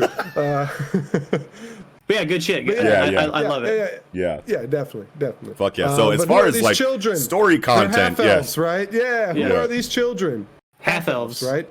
Yeah. Which is great. Which I don't know. Like the elves were supposed to have the most. What do you mean bullshit? It's not bullshit. I don't think it's bullshit. It was fairly well explained in this that she had one. She had one, of the twins that survived, and that carried on. Yeah. What do you mean how? She was bleeding the fuck out, stabbed in her stomach, and now all of a sudden, that's Sekrai's ability. Literally, Sekrai sealed the damage. The man turned into a fucking big ass demon, holding her fucking dying body in his arms, and then they had proceeded to have an epic ass fucking fight. And that's so you're telling me somehow she fucking slips in and grabs the bitch and flies off with her? No. I don't remember it that well. I don't remember it that well either, but hey. She comes up after. No, After. she's already dead by that time. Like, get the fuck out of here. Also, No, she wasn't though. Apparently. Also, here's the thing. So Sekre, yes, she can seal the damage. She can seal the damage, but she can't heal the damage, right? So she can seal it. So she can prevent it from becoming worse by sealing it. That's what is that like the general consensus here? Or a cut could be sealed shut. Cut can be sealed shut, but did the damage already get through to the baby? Because she's pregnant when she gets stabbed in the stomach. One of right? the babies died. One of the babies died. One of the two. It was twins. One of the two. And one died. Okay, sure. So like you can explain it away. Well, in it that doesn't kind of even way, but, matter like, because if she dies, like the baby's life sustenance Yes. But she lived. cut off. But she lived. Depends how So she lived long here. it through, how long in the pregnancy it is. No, like if it's a really towards the end, which I don't think it was. She wasn't shown that big, but like a baby could survive the mom dying if you know it happens. Yeah, right? Like, Look at Guts. Yeah, exactly. Guts. Yeah, there you go. Yeah, he falls right out. You know. Yeah. Like, Wow. But at the same time, see, like here's the thing though. So here, okay, so like this is where you kind of have to like suspend disbelief for a little bit, right?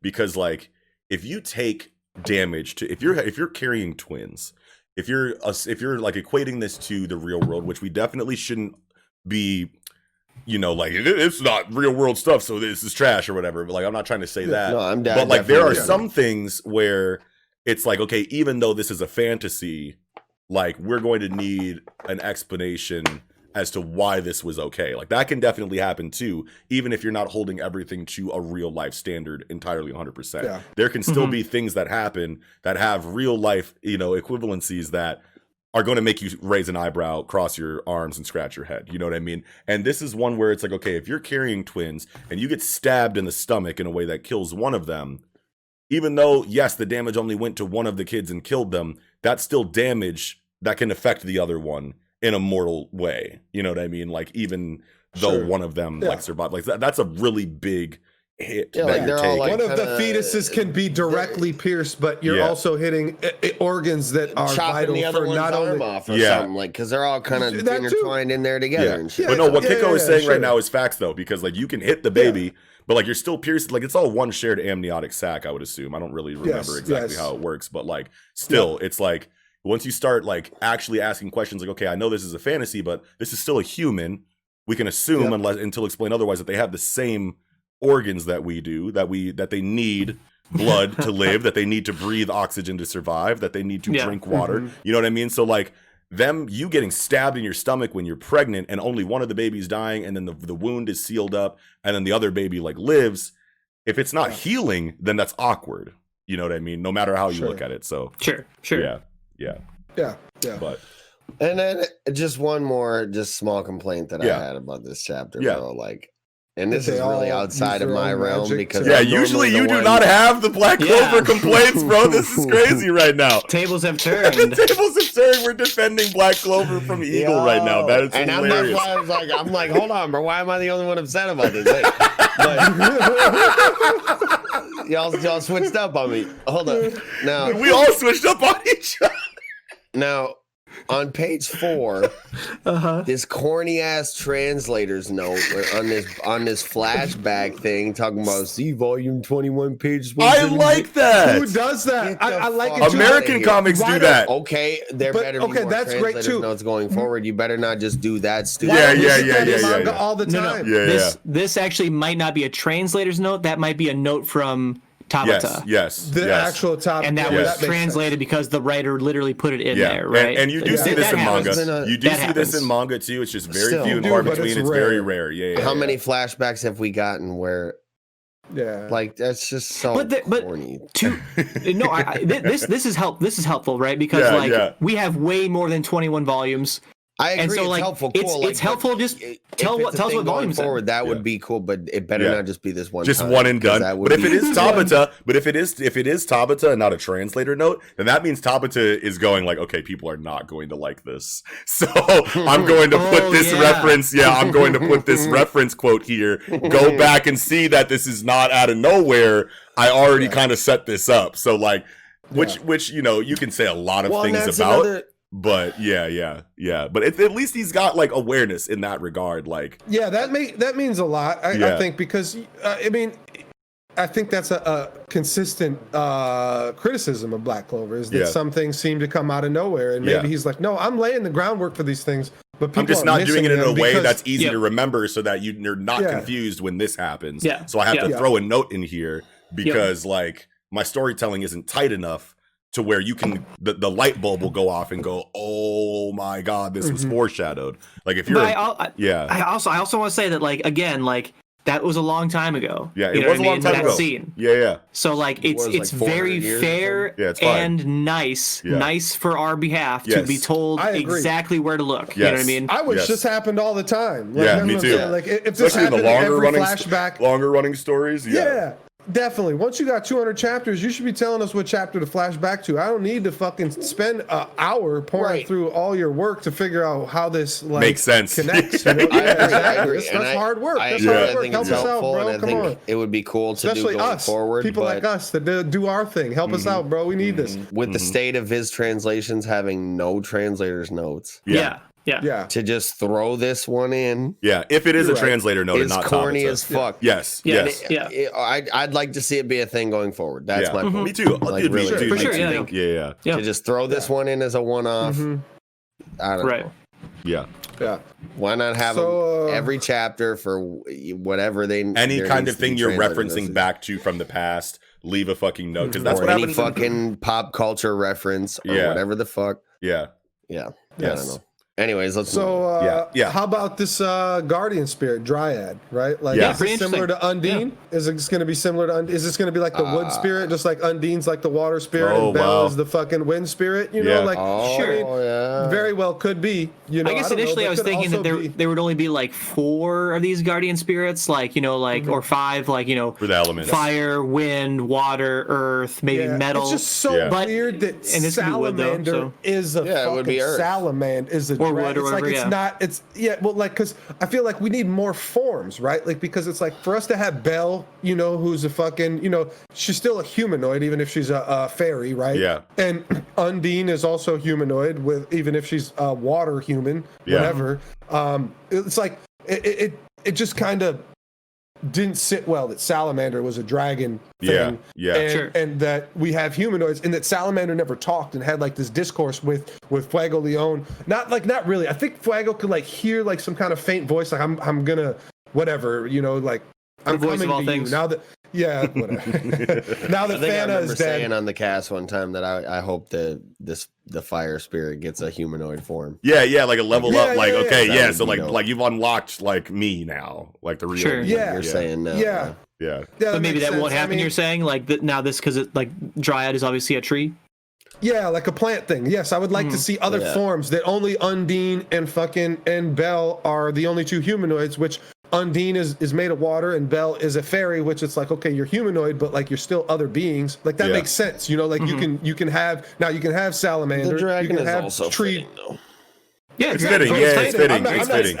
I'm not saying it's not fitting. All these spirits are fitting of their element, and that's been totally fine. That I just it's what I think what Kiko was saying is that at one point it was humanoid, then an odd one out in the lizard, and then back to humanoid again. Now it's not an odd one out anymore because now there's 2 humanoids, 2 non-humanoids. Well, no, because we got Belle. Yep. And then we got salamander. Sure. And then we got Undine. But still. So sure. But salamander. Yeah. But when Undine was revealed, then it made salamander an odd one out. Yeah. And then it's like, now it's again confirmed not odd at all. It's even now again. Yeah. And that you, well, Dryad is clearly although really these sprites really aren't even humanoid. Like they're humanoid mythical because like really the salamander's a dragon. Yeah. The wind spirit is a fairy. Yeah. They're all mythical. But that's and Undine is a mermaid. Right. Undine is a mermaid. Yeah. She just has the weird like lower body where she's like floating and shit, but she's a mermaid. Oh, sure. Yeah. Sure. Yeah. Okay. Yeah. And again, still that makes sense that it just makes more sense now for me that we were going to have a treant or whatever going to be the new wood spirit, and that also opens the door, because I initially, same thing as you, Nick, like felt like there was only going to be 4, and if if this is the fourth one, this kind of just doesn't complete the circle of elements, right? Like you need, if it's going to be 4, water, fire, and wind, you probably have earth next, which I don't know, is this earth technically? Maybe it is, but like, or lightning, like those are that's where you go next, earth or lightning. Right. I want there to be a darkness fucking sprite, man. Yeah. So devils, isn't it? I not really, because the devils are a race. So it's just devils, isn't it? But I wasn't really entirely serious on that. Devils are a race, and these guardian spirits are a mythical beast that's a one-off. Like there's only one Bell, right? Yeah. So yeah. But yeah, is even actually considered an element though? It could be. It depends on your story. Yeah, depends on your story. Definitely depends on your story. Yep. But I don't know. In this story, Pokemon, it is Dark type. In One Piece, it is. Yeah. Final Fantasy. Final Fantasy. Yep. I think you can definitely make it so it's whatever. If we ever get a 5th beast or whatever, right? Like that will be very telling. Is if there's 10 or 20 or only 5, right? Like for sure. I'm super happy with the introduction of Dryad or whatever. I guess so you think it is on the same level as Bell and Salamander and Undine, right? I think because it's a guardian deity. It's not a guardian spirit, though. That could be a translation change now, or not even a translation change, or just their interpretation. Their interpretation of this being. Yeah, definitely. And so great point. It just felt like Bell and Salamander were unfinished products, where like Undine was the actual finished, and I don't want to say that Lolo Pachica had fully harnessed Undine as much as she could, but like she was already as like, because it felt like, you can correct me if I'm wrong here, but I'm pretty sure Undine is almost passed on to the next queen. I think that's what they were getting at. Yeah. That's what I so it's like, anyway, so it's almost like she doesn't go through this like reset phase where it's like Belle's been sealed for X amount of years and she was in this dungeon forever and ever until finds her in the very first arc, basically, the second arc of the story.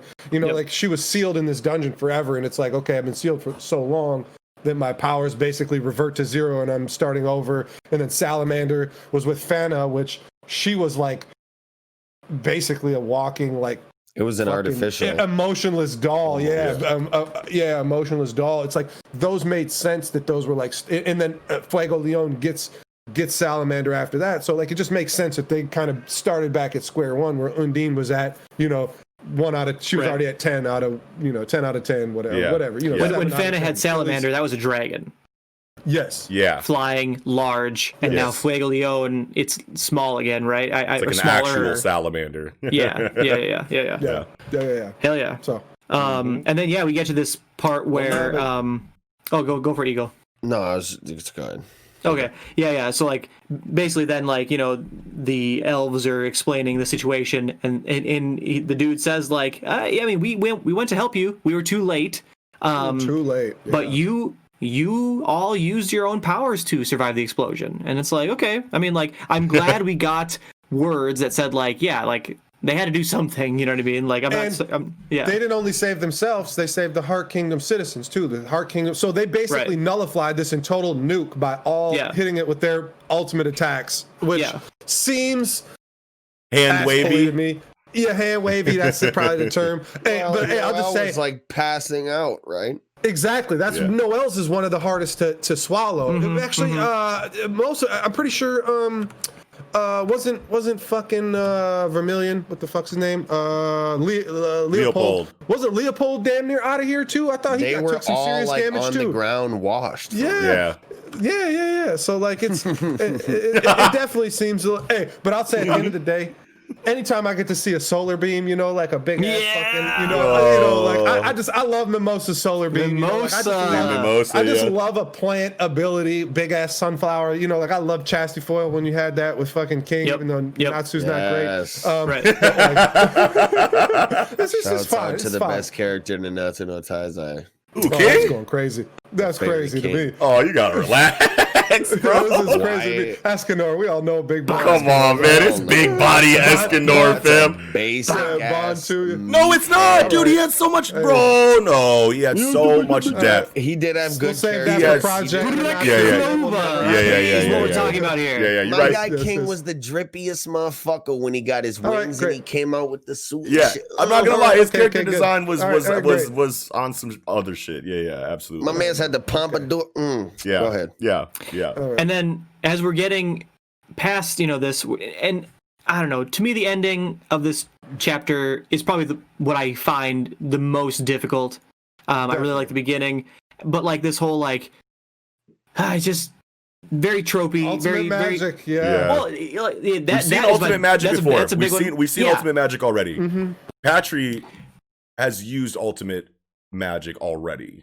I really wish they had a different fucking word than ultimate magic. Yeah. There's true magic, and there's ultimate magic. Just pick a different fucking word because it sounds so ridiculous. Like, yes, we'll tell you our super secret, really good art, better than what you have now magic, called ultimate magic. It's I'll have to best. use that. That. Yeah, like in anime, whenever they're like, oh, he's gonna use that. Like that fucking trope. This is very difficult for me. Also hand wavy. Yeah. It's less hand wavy though because we've seen it already, right? So before we got true magic, we got ultimate magic. So like that's it makes it feel a little bit better. I'm not saying it's not a thing. I'm not saying it's not a term. I'm just saying I think the term is very poor. It's very poor. I think I agree less like these are arts that are. What am I? Ascended magic. Like, no, call it different. Hockey. It makes it feel less chakra. It makes it feel less like these are like culturally developed styles of magic, and more so like this is tiered and like the elves have the best magic type shit. Yeah. That it makes sense to me that they have. What they were trying to say is that it was like, oh, this is our like art, and this is our style of doing magic. But it sounded like when they say ultimate magic, like it's a tier, like, oh, you learned true magic. Now we're about to teach you ultimate magic. Where they could have, but like I think came up with some cool like elven name for it, like Yes. Exactly. I agree there, but I think that the esoteric adjective here implies that like unless you learn it from these people, you're not going to see it anywhere else. So like if this is ultimate magic if this is ultimate magic that like if everyone's just gonna like start popping up regardless of their like interactions with Patry and like the elves, and then all of a sudden ultimate magic is just going to come out of their books, you know what I'm saying, like later on in conflicts with people that are completely disconnected from like Patry in this situation here, then you're gonna hear me rage on this fucking podcast because like you don't go, this is an esoteric art, like you have to fuck with us to learn it or know it or anything like that. But at the same time, it's like, how often is it even a thing in Black Clover where it's like you have to learn something specifically? You know what I mean? So like if magic is just like the overall encompassing thing, then like it would make sense that like ultimate magic is up here, true magic is right here, the rest of the magic is under there, and as long as you have a magic affinity of any kind, you can tap into these different tiers in the hierarchy. But like they're specifically trying to act like, no, we have to teach you this, but it's ultimate magic. So if it's ultimate magic, then like whenever someone needs to use this, it sounds like everyone is going to get it. You know what I mean? But I don't know. For right now, I'm going to trust it. I just feel like this is Mystic Gohan. I feel like we should be flaming true magic, but I feel like true magic with the runes and utilizing nature to make your magic true, like that makes sense. The naming of it. Yeah. But I feel like you can't say maybe there's magic like that. Maybe there's rules to this ultimate magic. That's corny. There damn well fucking better be. Yeah, exactly. Well, hey, you say there better be, but I'm not going to say that I'm going to hold my breath. I'm not saying that there's gonna be. I'm just saying like it's gonna be smoke on the podcast. I'm complaining and pre-complaining. Sure. Like it could have been a martial arts style dojo, an elven school where they've like drive this art and this style of doing magic. Yeah. But no, it's just ultimate magic. And also another thing besides the ultimate magic, I mean, like, I feel like we just had this exact fucking discussion of like Asta being like, I need to get stronger right now, and Noel's like, we got to get stronger right now, and the black-haired guy is like, that's not how you ask for favors, Royal. And what's this guy's name? Licht? He's not Licht, but he's Patry. What's his name? The black hair guy's Rios, but this Rios is, is the copy. Yeah, I'm saying and Patry's like, it's not going to be very easy to grow in such a short time, and she's like, yeah, well, we really want to. It's like, good. That means you can. So good. Get ready. Oh, shit. It's not enough for sure. I'm sorry, Black Clover fans. This ain't it for me. Yeah. Oh, funny there as needs hell. to be a little bit more. There definitely needs to be a little bit more here. But yeah. I mean, literally, if you're just right. If we call it anything that doesn't start with magic, you call it fucking mysticism, like something. Just pick shamanism. Shamanism. Yeah, any of that. Yeah. Druid. Something related to druid. Dryad. We got pretty close. That's just. Or just call it elf something. I don't know. Like elven magic. I would take elven magic over ultimate magic. Honestly. Well, yeah, because then that plays into. It's not ranked. Then it's not like ultimate as a level. It's a separate thing. It's a separate path you can take, and that plays into the esoteric adjective. Because it's like if it's called elven mysterious, magic, then secret, it's like, okay, you gotta fuck with elves to learn this. You know what I'm saying? Like this is something that you can't just tap into. You know what I'm saying? Sucks. Exactly. Yeah, you know what I'm saying? Special technique, Well, and you always gotta wonder too, like, we saw a lot of fights with elves. Why didn't any of the elves use it against the people they were fighting? Like when they had to fight the the Clover Kingdom. They did. Well, no. Used ultimate magic. Patry's the only one. He's the only one. I'm pretty sure he used it against Zagrid. The word devil. It's like the ultimate sword magic. Yeah, I'm pretty sure that was only used against the word devil, where it was like Rhea and whatever, like Fana and Veto were fighting where they were fighting Clover Kingdom. They're fighting. When they're squaring up with Leona, and Leona's whooping them. We don't get an ultimate attack. Yeah. We don't get an ultimate magic attack. Exactly. There. So it better be that only Patry can use it out of this tier, and that he's training 1v1, training these guys, or 1v5, training them all, whatever. It's just him, not fucking Veto doesn't take a few of them over to the side. Fucking Fana takes a couple of them over to the side. Train. Because you guys never used this to begin with, and you should have, because y'all lost. But there's been time that's passed. There's been at least 6 months, like, for everybody. Yeah. So, like, if they've been chilling the whole time. They're kids now. When they were in full form, they were in adult form. When we saw them the first time in the middle of the fight. But maybe it could be explained in a way to where it's like, okay, time has passed. Patry, like, knows that there's, like, something going on here. So, like, hey, my people, Rios, Fana, Veto, it's time to learn some ultimate magic. You know what I mean? So, you're right. Like that can happen. That certainly can happen. Yeah. Well, we'll see. Yeah. Another one little thing that upsets me also is that I know Leopold's been with the squad the whole time, and it makes sense that he's here, but all it does is remind you that fucking M.A.N.G.A somewhere out there just getting fucking sidelined. Like, man, why do this to the man's M.A.N.G.A, man? He was cool as hell, like you should have, I understand you probably didn't want 2 fire users on the main squad, so you kept Leopold and M.A.N.G.A separate, but it's like, it does feel very awkward. You should have never had fucking Leopold to begin with. He shouldn't have been in the story to begin with. He should never have been a character to start with. Yeah, because then the popularity polls are going to go, okay, we like Leopold more than M.A.N.G.A, so now, I don't know if this is the case, but it seems like something that a popularity poll told the editor to tell Tabata to do. You know what I mean? So so it's like it feels that way. It really feels that way. It's like it's funny that, like, in a story like this, a popularity poll serves that purpose to see who's going to stay in the story. Where, like, a popularity poll in Chainsaw Man just reminds us who's still alive and in the story. We just need a popularity poll to just know who's still around. Yeah. So many people out of here. Wow. But it's difference in story. I feel like I agree with that though. Straight up, but I mean, I don't know. That's all I had. That's all I had for Black Clover as well. Okay. Me too. Well then, with that, we can go ahead and move right into the piece de resistance this week. Anyway, of this week. Chapter 284 of Boku no Hero Academia, Deep Blue Battle. Wow. I was blown away by this chapter, honestly. Everything about it. It's such a 10 out of 10 chapter. I really for the love this chapter. I think it's great. It was good. Definitely very, very, very good. Yeah. So I think I just want to say the first thing that you see like right away in this chapter is Endeavor. Endeavor relegates Shoto to first aid, and I think that's very intentional. I mean, it's not the first thing that you see. That's not what I was going to say, but well, I'm just keep going though, Kiko, with your thought though, because I'm probably gonna have something to piggyback off of that in a second.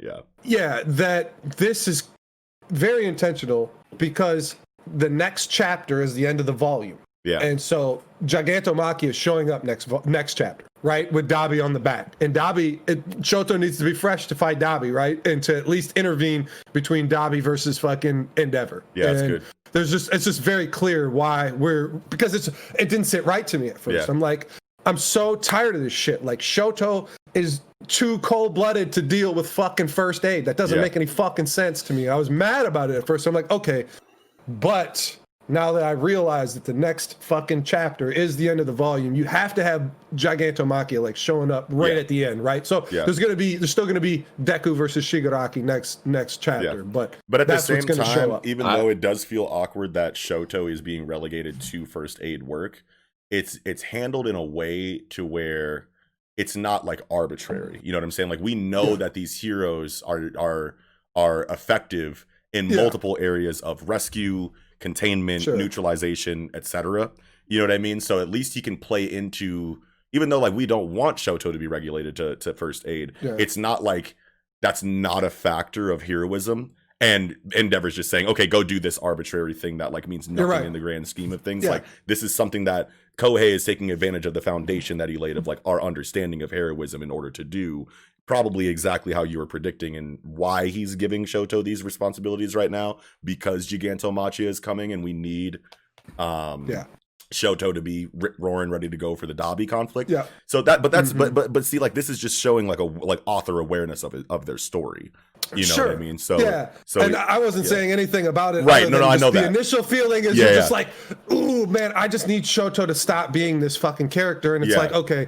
And obviously he hasn't ever been a first aid character, but he's been a third wheel to the story for a long time. And it's like, why, when we have the perfect quirk marriage, only dual quirk character like this in the story, not being able to showcase why Endeavor built him, basically built him, he's right? Been like, dealing it's with like mental anguish his whole life, and he's never used his fire quirk. So now he's just now getting used to using his fire quirk in tandem with his ice quirk, and actually that's totally fine. Yeah, if he'd been and there's a whole aspect of his character, he would probably be leagues ahead of anybody else that he's in his age group right now. If he was already used to using both his quirks, but he's just used to using his ice quirk his whole entire life. And there's an entire like angle to like aspect of his character where he stifled his own growth by rejecting that other side. So like that's exactly that's part of what I was saying. I know that I'm literally just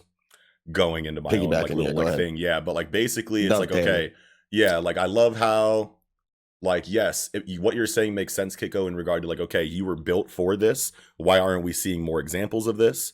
That's definitely a very valid question. It's one that I also have myself, but at the same time, I understand that it's not just, and I know that you probably don't think this either, but it's not I'm just saying this to say it, but it's not just like, okay, on paper, Shoto should be the tightest, so show him in tight. Like, obviously there's more depth to his character around just like the combination of his quirks.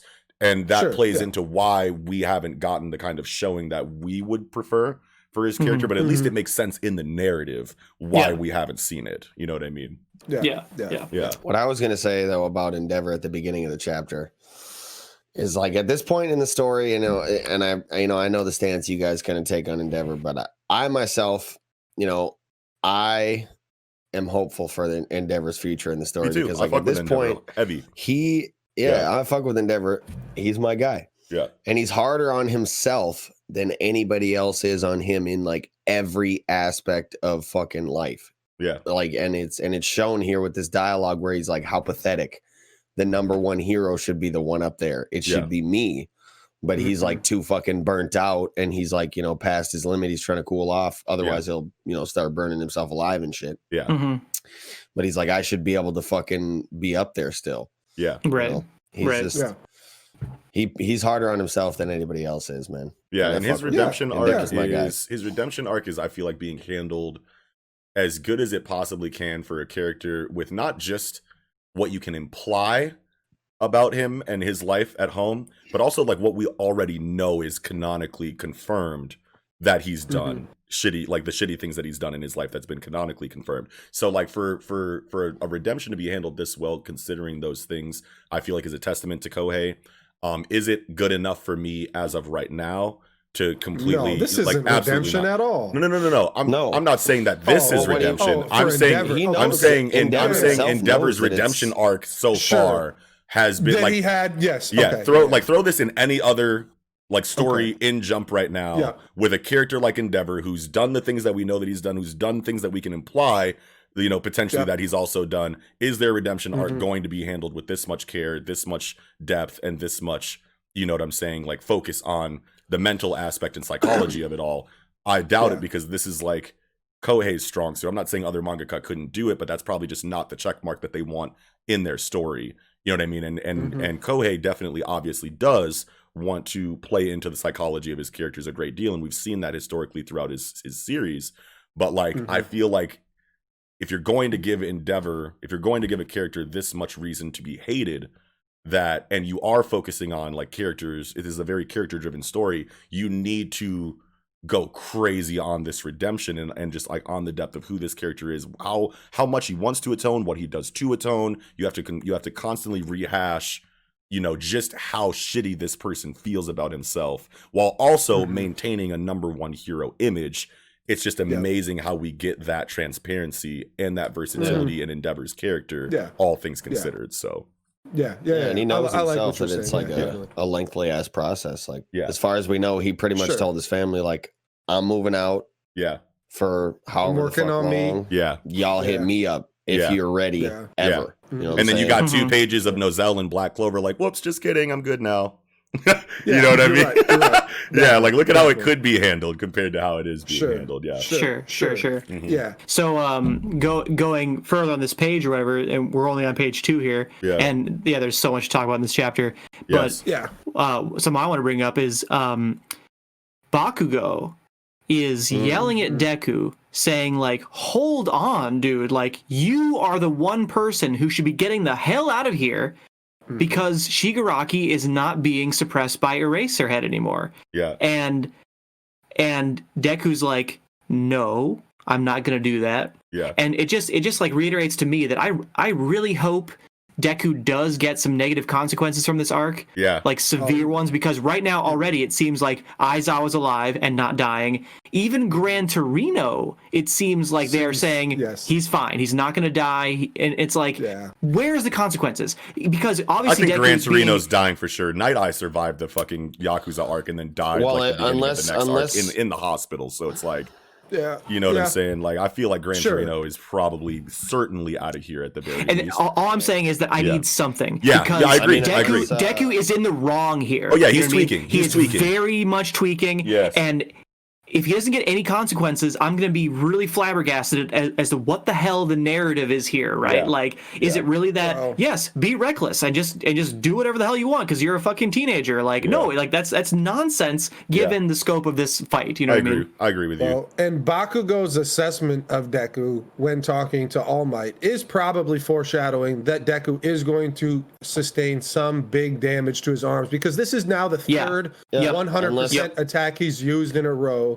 So, I was going to say, unless Eri can use her quirk.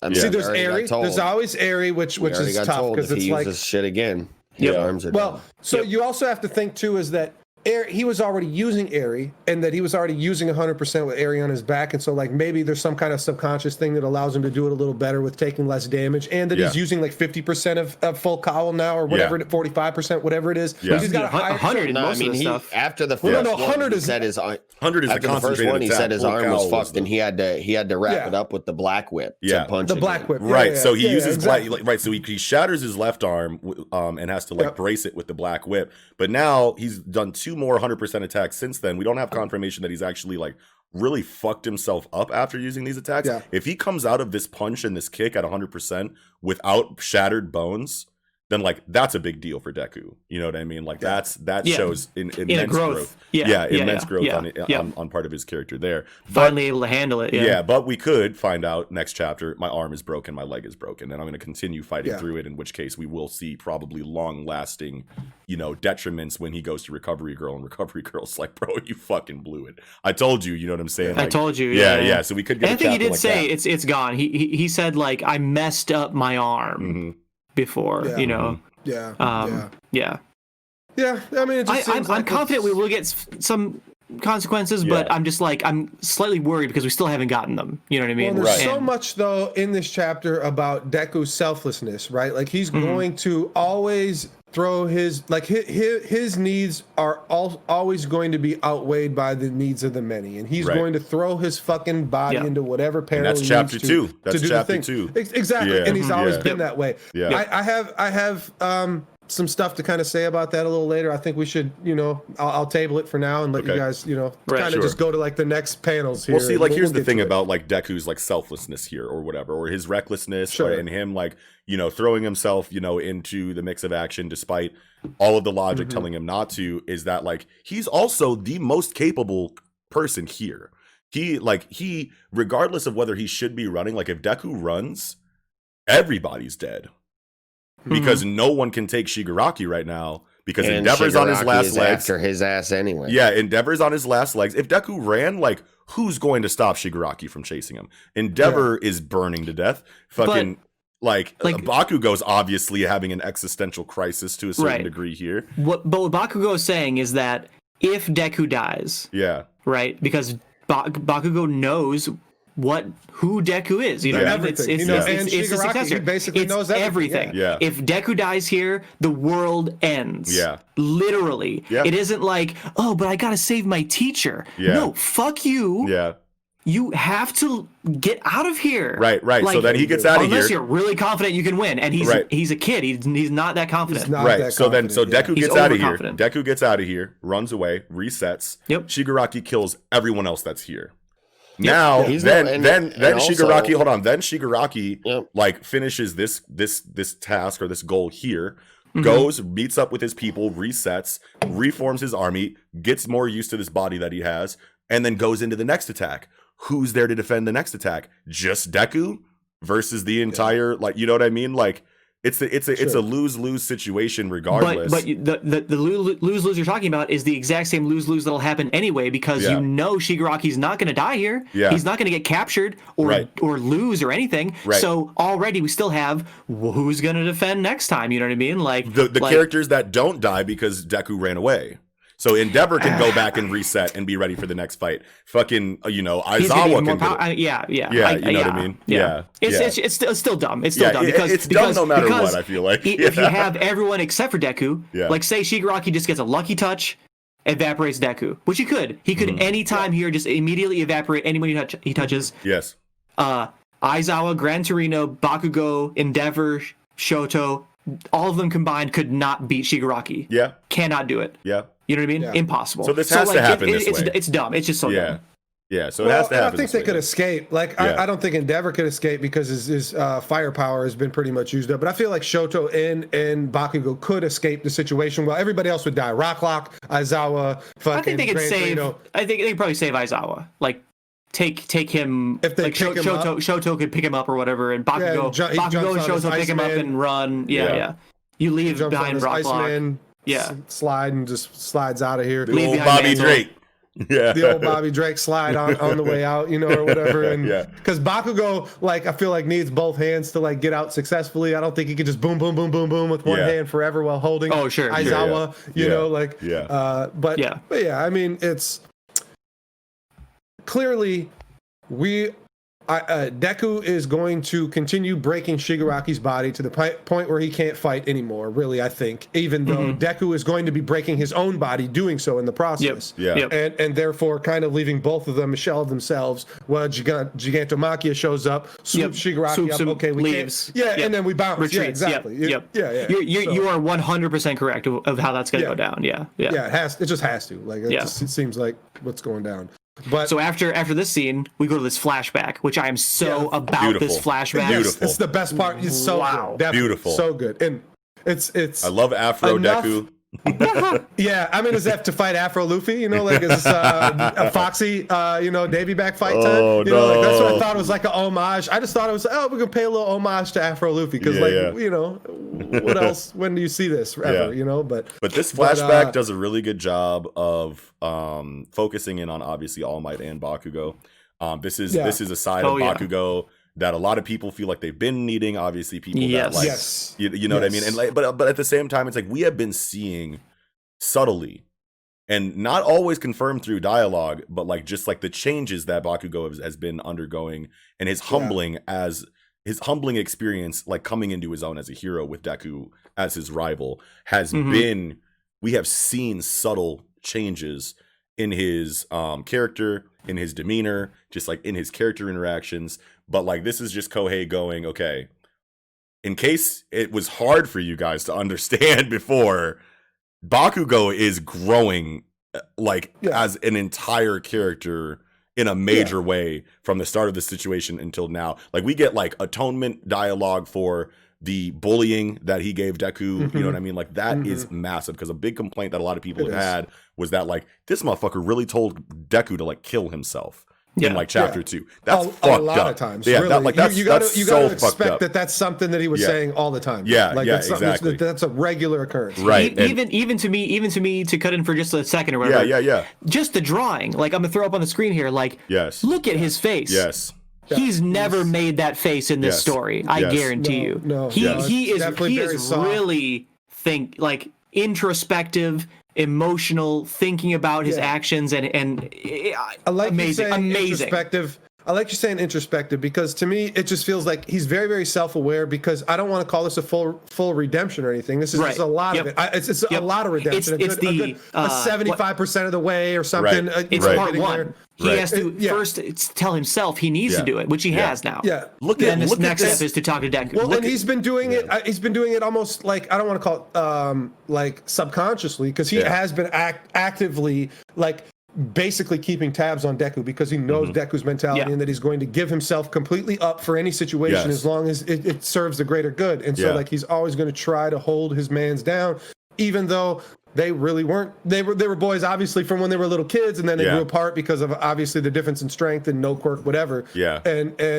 it's just that all this has been contained within Bakugo, All Might, and Deku together. As you know, Bakugo's definitely not going to go back to the dorm and all of a sudden be like cool to everybody. He's still going to be a douche to all the kids, right? Like fuck you, blah blah blah, yelling and shit. Like it's not like he's changed his character. Like he hasn't done a complete 180. Like he's still going to be Bakugo, right? But he's very, very self-aware that it's like, this is my weakness basically, and that I have to, make up in this way, which also helps me to make up in the ways like just character wise, like not character as in like story character, not like literally not literary character, but his his own actual character to grow, his actual character to grow that way as well, which is great. Like that's what I'm saying. It's I felt like 75% like maybe is too far now. You're kind of saying like this is like the first step. I don't know. Like I just think this is the biggest step to take. This is such a huge step that like once you get over this, you should be able to like you should be able to get across the finish line at this point. Like you made the step that needs to happen that most people can't make. The self-realization that okay, this is my shortcomings too here. Like this isn't just his selflessness. I need to look after him because whatever, he's basically the savior of the universe or whatever, the future of our whole, like it's not something as just general as that. It's personal as well. That he's growing on too. So and this is so massive for a character that is so like intensely externally narcissistic on like the surface level. For him to have this kind of self-awareness be shown to this degree, it's like, look at this dialogue on page 11, bro. Like, look at how much he cares about Deku. We have never gotten dialogue like this. He says he's always been like that. And now that he can do so much more, something doesn't feel right. It makes me want to keep him at arm's length. He loves Deku, bro. Like so he loves Deku, bro. Like phenomenal. Like this is so beautifully and I love how it's handled in a dump like this. You know what I mean? Where it's all at once, because like it's not arbitrary, because it's been built up to, but this is just Kohei saying, in case you were confused, this person cares so deeply for Deku at this point, and it makes you remember all of like the little moments between their character interactions where you're like, this motherfucker Bakugo just doesn't get it, you know what I mean? And like maybe if you like read through, you know, the series again, you might see very subtle visual storytelling hints and like facial expressions that he makes in response to like certain things that he hears Deku say, but like it's always loud, boisterous yelling and death threats on the surface, which does an incredible job of masking like just how this person is feeling. It's like, I need to put this front out here because I'm Bakugo. I gotta be Bakugo. You know what I'm saying? But like internally, it's like I'm starting to care so much for this person that I told to fucking kill himself X amount of time ago. Like, I feel so bad about this. I was so stupid. Like, this kid is obviously great. Holy shit, I never would have expected to respect Deku and admire him almost at this point. You know what I mean? The way that he does is just an amazing writing. This chapter makes me, so you know, you watch Hunter say like 5 times, right? And eventually for me, I was like, you should. I was like, damn, maybe Killua is really the narrative focus for me, you know what I mean, in later watches. And this chapter makes me think that it's possible that you could rewatch Hero and really more view it from the lens of Bakugo's growth, you know what I mean, in that same way, you know what I mean, where he's obviously not the main character, he's 1B or, you know, main character 2 or whatever, right? But like, this is just phenomenal growth that I did not expect, and I was very happy to see it. Especially if we keep getting things of this depth from his point of view. Really see like Killua is such a hard focus in Hunter it's not a perfect analog because Killua is way more, you know, impactful in Hunter than Bakugo is, but I'm getting that vibe, you know what I mean? But right now we're getting to the point where Hero is almost as long as Hunter, right? Like and so Hero, this chapter is a reminder that Hero is like a Naruto length. It's gonna go 700-800 chapters, right? Like this feels like a halfway point at best, right? Which sometimes is hard for me to wrap around in my head because I feel like, you know, Deku's getting too OP too quick and Shigaraki's getting way too OP too quick, and that's why sometimes I struggle with that. But still, like character interactions, character driven, you know, plot points. This is a halfway point. Like it just. And we've always been speculating that this would be a longer running series, like ever since it started. And it does feel.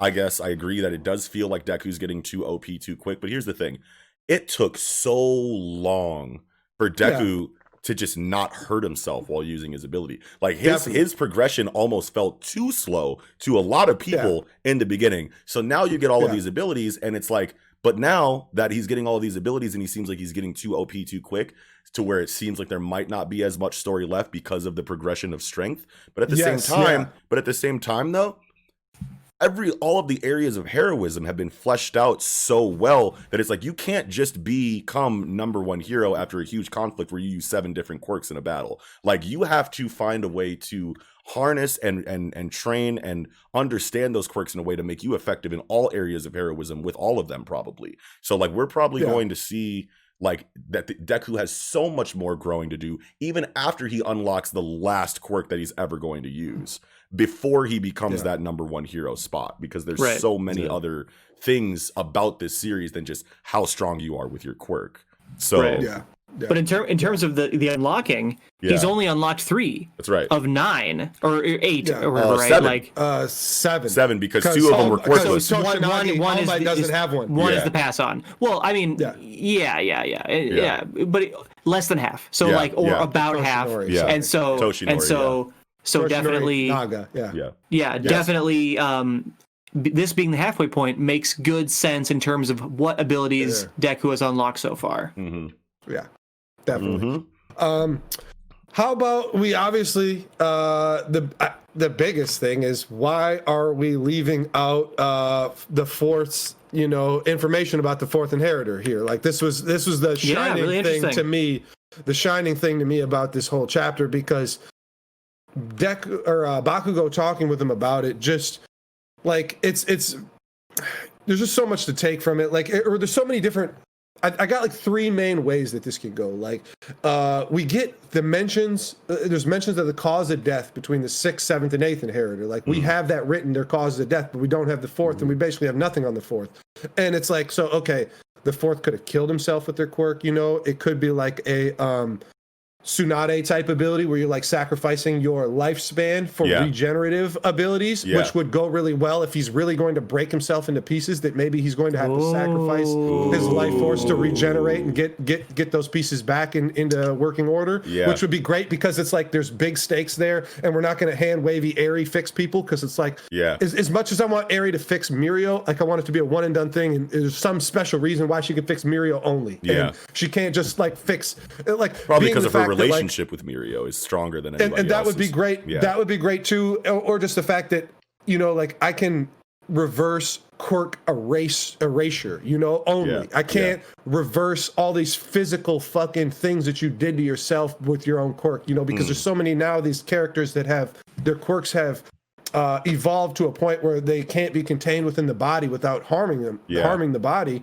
which that would be like a good caveat for like Eri can fix Mirio but can't fix, you know, Deku, and possibly, so it doesn't really, Shoto doesn't count because he regulates himself with the heat regulation, but Bakugo can hurt himself with his own ability too, which can definitely happen in the future. So like we could possibly see that. But the second thing is 2 out of 3 is the fourth could be morally dubious, because we get this it's not only the wicked who seek power. Like there's a reason that one, I feel like I'm giving you to the order and likelihood as far as that, because I think the third one I'm going to give you is the most likely, but the second one I think is very likely too, is that he did something to gain power, even though, okay, I'm an inheritor of the quirk, but like they weren't these residual quirks weren't manifesting, right? Like they weren't taking on like the previous user's quirks. So like, did he do something weird? I don't know, morally, some moral gray area to like utilize his quirk that just... Was he like a Hawks with one for all?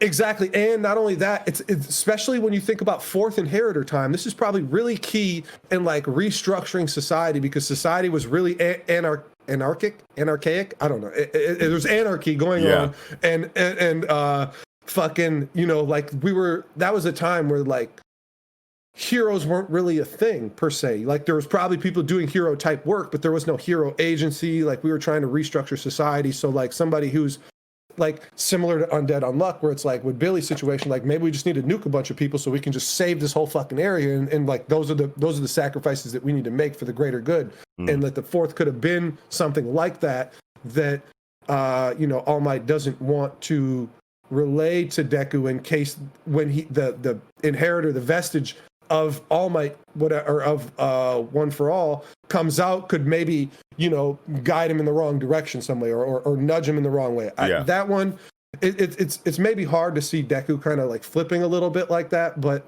you know, who knows? But the third one is that the fourth gave One for All to someone he thought deserved it more, just like Deku would, right? Like in this situation where like I have no quirk, and so I'm going to pass it on to somebody like Bakugo in this situation. I'm going to give fucking One for All to Bakugo because we really, really, really need him to fucking save the world right now. Like I have to do it. And the All Might doesn't want to tell Deku or Bakugo or anything, because he knows that Deku is special, and that Deku would sacrifice One for All and himself to save everybody right now. But that would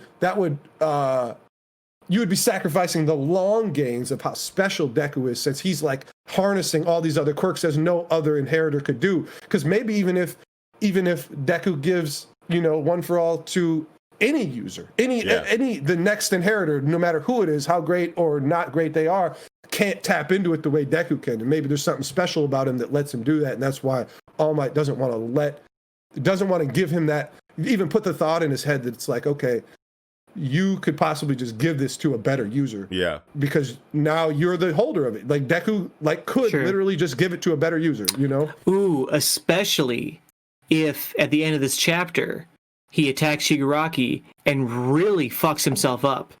Maybe he fucks himself up and is like very injured and actually can't fight for, say, months. You know, he has to be in the hospital.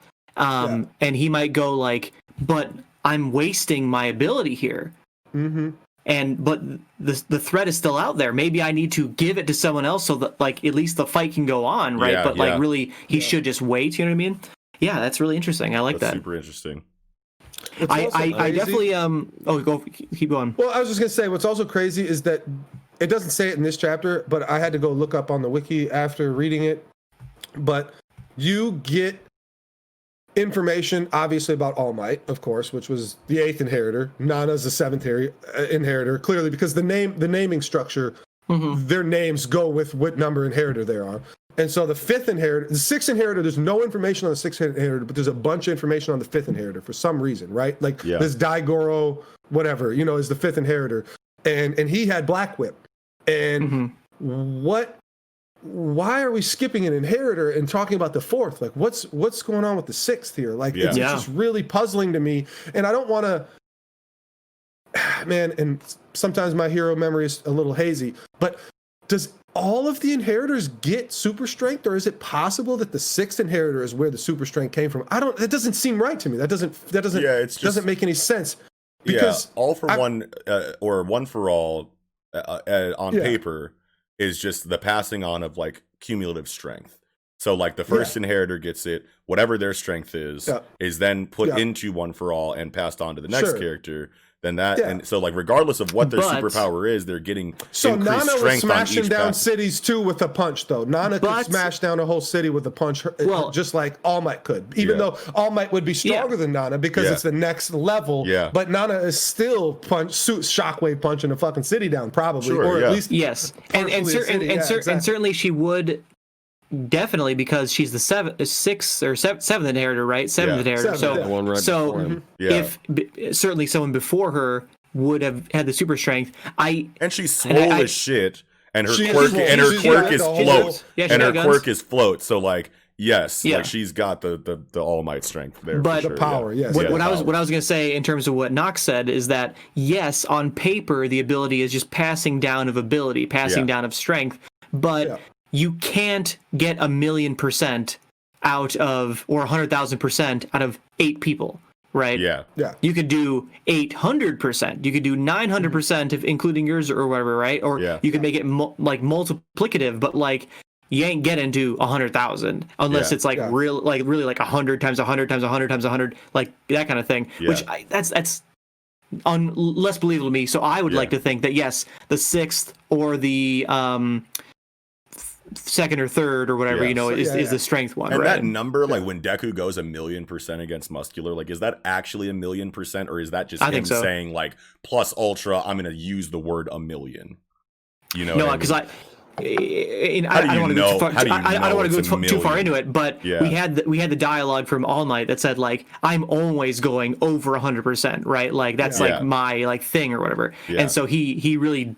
I feel like he tapped into like the true power at that time based on emotion, and did tap into literally if it was 1,000,000 or 100,000, whatever it was, that big number. It's just so hard to swallow 1,000,000% because he'd have punched Muscular to the moon, right? Like it's just like you're just like, oh, he did win, right? Like he did, and he was all the way like buried into the ground and like fought from like the most impossible. Like if you have leverage against you, it is pretty much the most impossible situation to be in to fight that leverage back with Muscular, who's his name is Muscular. Clearly, that's his fucking whole shit is to fucking overpower you. So like, 1,000,000%, but like, look at humans. Look at humans, right? So like, 100% of my strength is just all of the strength that I can handle before I hurt myself. That's what I would say 100% is. But we have limiters that say, like, we're stronger than we actually are, but we don't use all of that power because then we're gonna start hurting ourselves.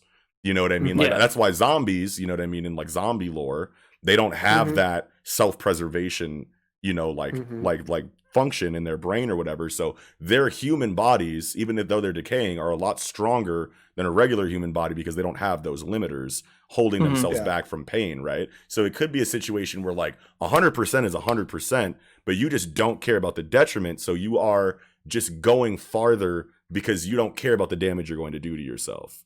And obviously, whenever All Might is like, when All Might was fighting the Nomu, whenever All Might is fighting, he's going beyond that 100% too. But like, that's still hurting him. And obviously, he has the damage from All for One that's like decreasing his life anyway. But like, whenever he goes above and beyond that amount, that fucking wound is probably throbbing, G. You know what I'm saying? Like whatever organs that he lost, you know what I'm saying? Like I feel like 100% is just comfortably what your best is before you start fucking yourself up. And anything beyond that is a detriment to you. And maybe this 1,000,000% number is literally just like the numerical designation of your plus ultra. You know what I mean? That's totally fine. And we obviously have no confirmation of that either either way, and I hope we do get it. But either way, man, fucking. So still going in this flashback, I think it's when go for it. Yeah, was fighting the Nomu. He was saying himself like it took me over 300 punches, and back in the day it would only taken 5. Yeah. So like I mean that indirectly kind of hints at that, you know, back in the day he probably had access to. He was punching to 1,000,000 all the time. He was punching all of his punches were at 1,000,000% back then. Sure. Right. Yeah. Right. Okay. Going deeper in this flashback, I thought it was really cool.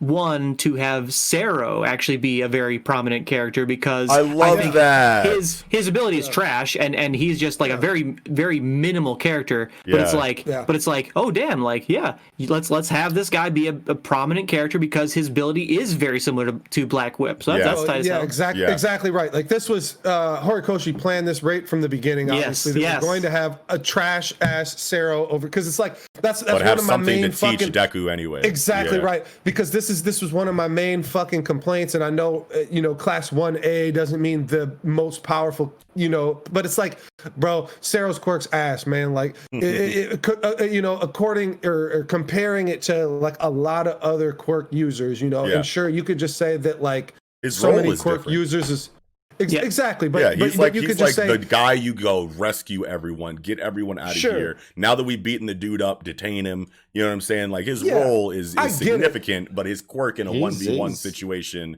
is very awkward compared to explosion, one for all. You know what I mean? Like in situations like that. So, but you just expect, but he's not Spider-Man. Spider-Man has spider sense and has fucking super strength and abilities, picking up a whole bus. Like Spider-Man has mad abilities. Most street level heroes have like Spider-Man web action going on. He can save people like a motherfucker. Yes, he can save people like a motherfucker for sure.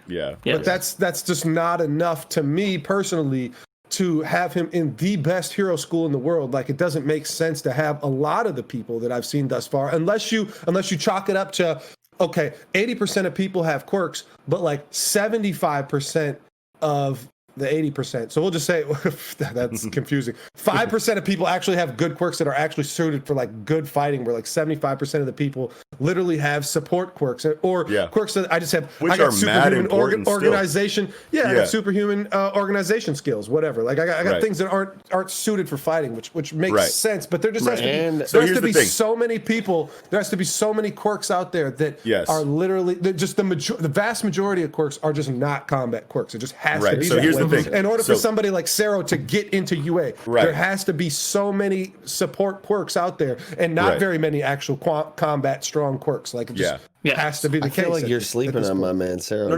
Here, let me just say this. Let me just say this. Because he hasn't gotten the shine time that he could have to let us know that he's tight. Mm-hmm. He could be getting combat training. He almost fucked Todoroki up. Like, if Todoroki did not have his quirk, his ass was grass in that fucking. Okay. If Todoroki didn't have his quirk, your ass is grass in any fight. With a quirk or whatever. If he didn't use his quirk to the degree that he did, like in this, he brought a lot out of. He Todoroki. hemmed his ass up in like a millisecond, and was like.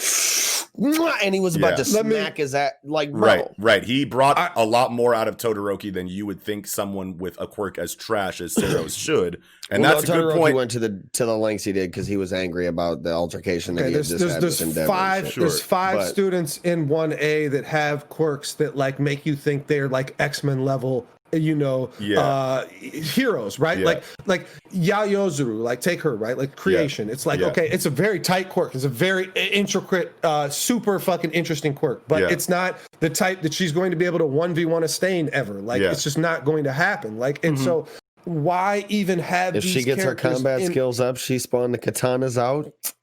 Yeah, she can do a lot. But like, we have no idea how much it takes for her to pull out, how long it takes to make the things or whatever. That's I don't know. It's we're talking about people, right? Like, so that's always the hardest thing. What I say within any superhero story is that when you have a quirk that's support based, can you Batman it, right? Like, you could just get tight enough in fucking martial arts and training and intellect to bridge the gap of a Superman, because that's what will never make any sense, is that Batman in no universe should ever be able to fucking fight Superman. And I don't give a fuck how much preparation or fucking kryptonite he has. Fucking, you literally have to, you literally would have to fucking ambush him and drop a whole fucking pile of kryptonite on Superman that he's not, well, he's a fucking... You shoot an arrow from the forest and hit him. He's Clark Kent at work fucking on the desk, and he gets hit with a whole pile of kryptonite. Is the only way Batman could, because he moves like light speed. Like, so there's always this gap in this superhero. Or just looks at you and laser beams your head off and you're dead now. So exactly. That's the problem, is that, like, gunman martial arts is not going to bridge the gap for Ochako that's not going to bridge the gap between her and fucking, Bakugo. It's not going to. And even though she can use her quirk in a lot of cool ways that, like, make her valuable in the hero society, it's just like, almost all those characters should be in, like, the same class Hatsume is in, or some kind of research and development, like a support class. There should be like a support class. Well, here's the thing. Here's the point that I want to make. Here's the point that I want to make. I got more to say. So, like, UA, this is the best school in the world. These are the characters in the prime #1 class of the best school in the world for heroism, right? So, like, yes, all of these characters. And we might not have gotten this, like, motivation fleshed out from every single one of them. I don't remember every single one of them saying they want to be the #1 hero. Even if all of them did say individually, I want to be the #1 hero, that's great. You're in the best class for that path if that's where you're trying to go. But UA as a school has to understand that they're not going to, just because you have 17 kids in the best class in the best school ever, they're not all going to become the #1 hero. You are going to find out. But why wouldn't they all be equal candidates as a future #1 hero? Because, like, it all depends. If you're the #1 school, don't you feel like you're only taking candidates that could possibly be a #1 hero? Like, it just... No, I don't agree with that, because, like, there are other areas of heroism. You're trying to breed top heroes. Yes, and there are multiple wildly important areas to heroism that you need to, so, like, yes, you can have a Bakugo, a Todoroki, and a Deku, who are the 3 closest to being the #1 hero, but then you have Sero, who is the #1 rescue hero. You have, Hagakure, who is the #1 other area of heroism, you know what I mean, outside of just the fucking 1v1 fighter reconnaissance hero. Exactly. You know what I mean? Like, they like, the story has shown us enough that there is a respect for heroes in everything that they do. All of the areas of heroism are just as important, in their own way, as being the one to take Shigaraki down. Doesn't look like that in this arc. Right. Well, see, like, here's the thing. Or any arc where there's actually a real fucking threat. Like, that's the thing. Like, because we don't have the numbers on. We don't have the numbers on collateral damage that.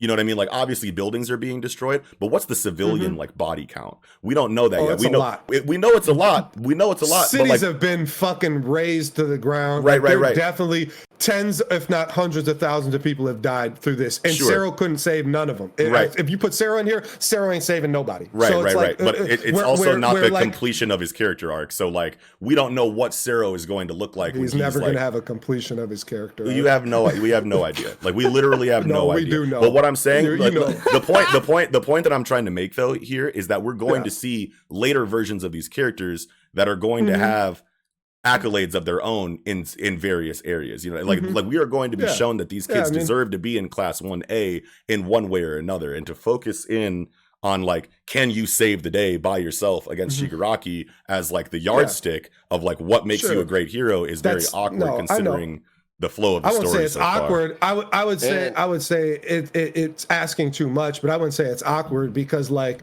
I mean, at the end of the day, like, saving a giant threat, it's like, if there's only 0.3% of heroes that ever exist that are ever going to be able to combat these types of threats, like, it's a hard to, like, people aren't working hard enough, right? Or something. I don't know. These quirks aren't developing good enough for it just doesn't like, there should be some kind of like yardstick that isn't just, okay, I'm going to be able to save people in this other way that's different. Because I can, okay, if there's like a burning building. So like, was Manual in Class 1A? You know, did Manual go to UA? You know, like with his water, I can put my water in your eyes and you're good. You know, it's like no, but now I will say though, to jump in a little bit in terms of the meta here of Hero, right? I think you can take what you're saying and actually completely justify it within the Hero narrative in that UA is developing,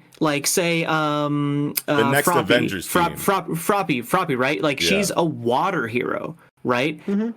UA is contributing to the society in which you have the very beginning of Hero, chapter 1, 2, 3, or whatever, you know what I mean? Like, where like, oh no, a child has been kidnapped and there's a fire and it's a liquid type here. And it's like, well, I'm a hero. I'm a pro hero. I literally get paid to do this. I'm literally going to do nothing and wait for someone who is better suited to come in here, right? And so basically, hero schools and the hero society, you could say, have been designed to create niche heroes that are useless in most situations. Yeah. And that's part of what is bad about the society, that UA should be trying to create well-rounded heroes that can do anything and be very strong like Deku, but they just choose not to, for either because there's a lack of talent or a lack of vision, you know what I mean, on the behalf of school. Yeah. It just seems like if there's 80% of the population has quirks, there's people with stronger quirks than Sero that should be getting into UA. And what if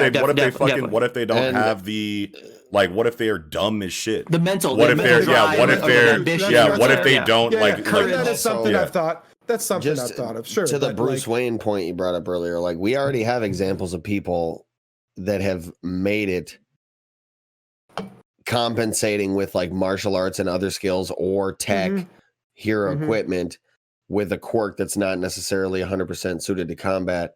Eraserhead. Yeah. Exactly. And you can shut down a motherfucking quirk, but he can still fucking clock you in your shit, and then your shit's closed. And what now? Now I'm gonna stomp your ass the fuck out. Yeah. Night Eye's quirk wasn't used for combat at all. Right. Basically. Top 5 hero. Oh, but Best Genius is not necessarily super combat quirk. Yeah. Okay. Best Genius is against a super combat suited quirk. You can hem a motherfucker up with his clothes, but that shit ain't that strong. He can break out if he's got a muscle. No, it's like steel, like, and clockwork. What do you mean? It's like steel. He like makes the cotton like steel. Like, he like reinforces it. He can completely reinforce it and control it. Like, you can't move. He's like Magneto. That doesn't mean that there's. That doesn't mean that there unless can't be they're characters. Not wearing cotton. Yeah, that doesn't mean that there can't be characters that could break out of Best Genius abilities just because he's reinforcing it. Right, because I mean, All For One did, but he would that was the point I was going to bring up. Like, he was going with All For One, like in his. I'm just saying, like, I just as much manga as we read, like, it just feels to me that the Japanese, personally, that how well they write their stories, that they would be able to piece this puzzle in a different way than I've always been stuck. Because it's just like, no matter how many times anybody tells me, when I was watching Justice League when I'm 10 years old, I'm like, okay, I remember this episode very vividly where Flash is running around at light speed and Joker somehow throws a fucking doll in front of me, trips over and gets blown up. It's like, this makes no fucking sense. You're never going to tell me that no matter how clever the Joker is, he can do anything against the Flash, because that makes no goddamn sense. Flash will punch him 82 times before he can even blink. Yeah. So like, you just made a character that was too OP, and you give him human fucking villains, and you have to suspend disbelief for long enough so that you can have a compelling story. You know what I mean? Yeah, exactly. Because otherwise, it's just like, why doesn't the Flash just win everything he fucking does? Because if we're talking about physics here, you're not fucking with anybody that's moving light speed or beyond. And that's what's always tough with the hero stories. And I just expected, like, when we first started reading the story, that we were going to do this in a way that, I don't know, it would just. It makes way more sense than Western superhero comics. Definitely. Oh, no, definitely. No. I'm not. So that's me being privileged in the way of being a weeb that reads manga. Like, because it's like so much like when you think of Jujutsu Kaisen, you think of Hunter, and you think of these stories that like have these perfectly flowing fucking energy systems, and you're trying to like make sense of that and use that same criteria to gauge hero. You can't, and you have to take it from a different point of view. And that's why I was just saying that. It's just a softer system. And it sucks that I was trying to praise Horikoshi at first, because and then it went off the rails, because I'm like, he had Seru, like Sero, he definitely planned for this character to be this stepping stone or whatever, this support. This pillar of support for Deku for this point, which because clearly Black Whip is the same thing as fucking elbow tape. It's very very very similar, and so like it was really masterfully done to do this. But yeah, at the same time, you still are like, Deku probably shouldn't even know Sarah. Sarah should be in class fucking 6X, But I mean, Horikoshi's like really good at the slow burn, right? So like at any point in time later in the series, like we could get like one fucking like Sarah-centric chapter that shows like what his role is in society and why he deserves to be in UA outside of just like his performance compared to Bakugo, Todoroki, and Deku. You know what I mean? Like we could see him show the fuck out in a way that other people can't. You know what I mean? I mean, obviously Deku can because his quirk is like, Sero's, but like Deku has all the quirks. You know what I mean? But like it's all like the cultivation of Deku. You know what I mean? Regardless of what we want to say about these characters in Class 1A, this chapter is a testament that like probably all of these like minor characters that we think don't matter and shouldn't be here need to be here so that they can help cultivate the number one hero. You know what I mean? So it's like, if that's their role and that's their purpose, then like they should have always been in Class 1A so that they could help Deku in the way that he needs to become the number one hero for this story. Yeah. I don't literally. Yeah. Literally. Yes. But yes. not power scaling wise or whatever. I don't know. Or logic, I don't know. Aptitude, prowess. I don't want to go too right, much. No. It makes sense logically too. If their roles are not supposed to, if they're hold on one second, bro. If they're not trying to be the number one hero like Deku, like we have not gotten the class to begin with. Well, sure, but like that goes back to what I was saying earlier about how like it does just because you're in Class 1A.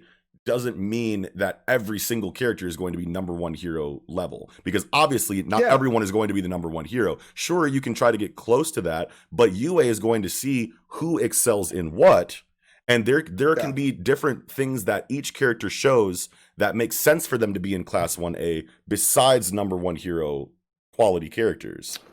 And they can, but there's already support class. Like there's support classes, right? Like so, like if you're going to be a support character, then you should be in a support class. It's like if I'm reading at a fucking college level, courses are for people that are making support tech. Yeah, sure, okay, I get that too. But like you could still have a different classification, sure. Like it doesn't have to be the same classification as like support tech, as in a support character that has supporting roles that do these things, and like. That would make sense, which is tough because obviously Horikoshi is trying to write all these characters and keep it contained within this like tight-knit group. So that makes sense that he's doing it this way. But that still doesn't mean to say that like if I'm in high school and I'm reading at a college level, I'm going to be in fucking advanced English, right? And everybody else who's going to be in advanced English with me is also going to be on my level in an English. And it just makes sense that that's how that works. Like, but that's one specific area. Heroism is not one specific area. Sure, and I get that, but that's why I'm saying, why don't we just branch the heroism into different classes? It's like, okay, if you're going to be on a rescue team, be in the rescue class, and that's what you do is you use your tape to rescue people. Because you still got to know how to fight and shit. Yeah, what if, that's like... What if shit cracks off differently than you thought it was going to? We've already talked about how the heroes will literally sit and wait for another hero to come and do their job for them because their quirk is not suited. So it's like, if all I am is a support quirk and I can't go and fight fucking Hooded Nomu, I'm about to just sit here and wait for Endeavor to show up because that's what I'm supposed to do. Why is that any different? We can't have it both ways. Like it's definitely a little bit of a gap there. Like if you're the kind of person that knows that like you could try in certain areas but don't need to because someone else can come with a better quirk and do something you don't want to do or that you don't think you're suited to do, that is a criticism of the society itself and the fact that you're paying me to do something. I'm getting this bread regardless. So like, why try harder than I need to? You know what I mean? Like you have that incentive there that like makes it easy for people to take advantage of that. But like the actual hero course itself, that's not a criticism of the hero course itself. That's a criticism of the person in general or the person specifically that's... No, you just said it was the system. You said it was a criticism. No. I'm going to say one finger. Okay. One finger, the person specifically, second finger, and society. You're criticizing the hero course for things that are criticisms of the person and the society in general. The hero core shapes society, is the thing. And it is driven by society. It's driven by incorporated society, in that. and It's not the single driving factor of the society. The hero It should course. be. It should be. Sure, but if it's not, then there's flawed. Right, but that the criticisms are there and they're valid. But like, it's not like one criticism completely derails the entire hero system entirely. Yeah, and I think that we should wrap it up because this is definitely going to go back and forth for a while. Sure. Because I this totally is definitely a difference in point of view. Like there should be shotos all over the place by now, and there's not, and that's just a glaring problem with this. And Sero is never going to be a top class hero. It's just never going to happen. His power is tape.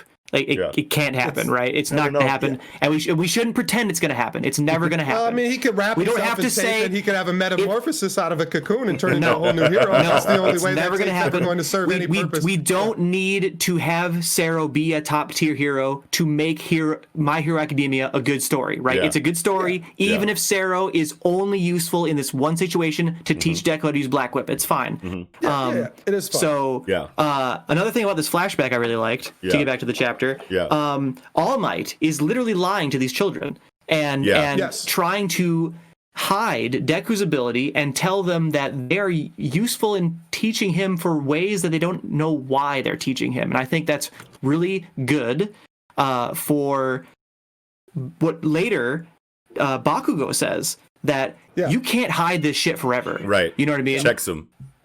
Like, look, bruh.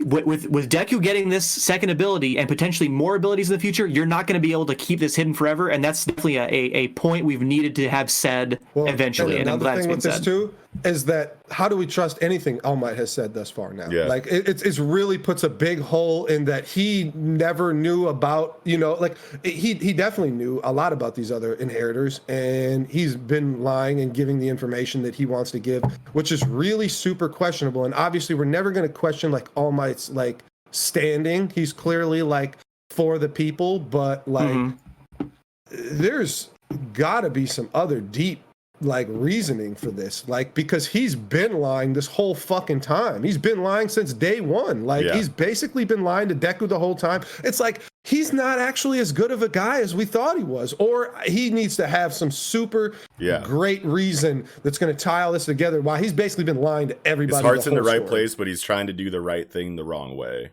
And it's like, it makes you think of that's a character flaw that's like good for a character like him, who's supposed to be like the pinnacle of like moral justice and the symbol of peace and whatnot, to have flaws like these that we can pick apart and go, okay, he's not like that's something that Kohei definitely knows, because he's the one fucking writing it. So it's intentional. It's not accidental. It's not like, whoops, Kohei, what are you doing? You're like, this character's acting out of character. It's like, no, this was always meant to be this way, and it's strong writing in that regard.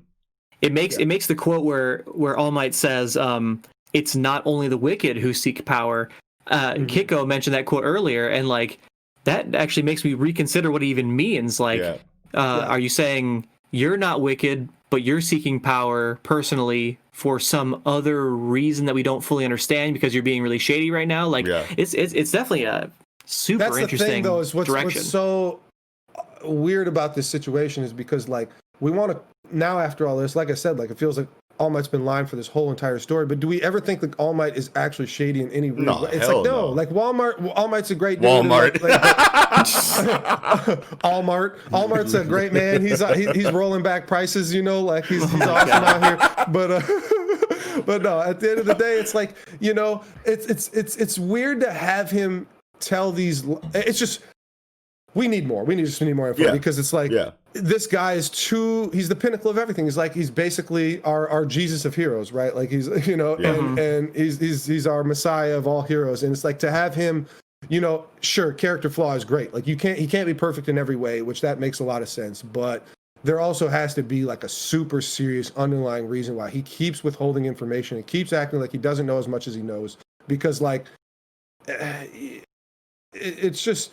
I just all hope it's because he really knows like the capacity of Deku, and that Deku like really will throw his whole self into the abyss and basically ruin 9 generations of One for All for a very rash decision to save a small amount of people. Like maybe All Might has a very Billy from Undead Unluck outlook that we gotta cultivate you, and no matter how many people die in the process, until we get you to where you need to be, that's just ends to a mean. That would be crazy for All Might's character. Yeah, like it really would if we went that direction. Yeah. But I just don't see it, because All Might has been the guy that he's been thus far. Yeah. Which that's why I'm just so like unsure what to feel about the situation right now. You know? Yeah. Yeah. Fuck yeah, dude. Well, shit. Yeah, I think I'm good. Yeah. That's a lot. That was a great conversation. Hour-long fucking hero segment. Fuck yeah. Yeah. It's been a while since we talked about hero. A phenomenal chapter. I don't think we've ever talked about any chapter for an entire actual hour before. Like, this was a really great chapter. There's just a lot to take from it, and I'm still like in limbo in my mind, trying to put these pieces together. Yeah. And I'm just really excited. Probably. Well, and exactly, and I'm really excited for this arc to end, because I just really want to see the next arc so much. Like the next arc, I'm just so hyped to see the next arc, because there's going to be so many things, so many loose ends that are going to get tied together. They just have to be. Yeah. And then maybe all these criticisms just go clean out the window, you know. And I see, criticism I think is a strong word. I think I'm just on the fence of situation. No, you know, dude, your criticisms are totally valid. Like criticism is not a negative. Like, you know what I mean? It's definitely necessary in certain. And like, a lot of the thing, it's out of Horikoshi's hands, because of when you write a hero story, when you need all these different types of quirks and all these different types of powers that are utilized in different ways, it's really hard to like power scale them to make them like work out, where it's like I'm saying, like it's like Sero is always going to be this character. This is like a pinnacle of Sero's character right now, is to help fucking Deku use Black Whip, and it's like then you're relegated to, you know, I'm about to scotch tape your paper for you later, you know, like or whatever. Yeah. But yeah, man. Hell yeah. Alrighty then. Well, I think that'll do it. So thank you all so much for watching. If you did, make sure you slap a like on this video if you enjoyed it. Be sure to subscribe to the channel and hit that noti bell so you can stay up to date on when the content is coming out. Make sure you hit that comment section down below and let us know what you thought of this weekend jump. Come chop it up with us. Yes. Make sure you visit that link tree in the description box down below, where you can find links to any and all of our online communities. Audio listening platforms to consume the podcast on, as well as links to support the podcast if you would be so kind.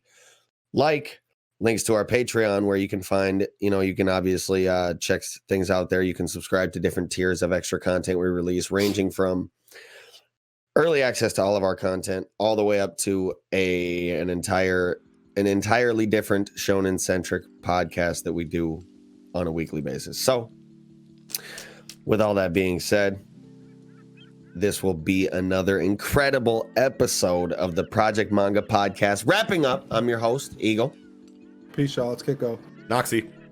And Nickums. Sarabada.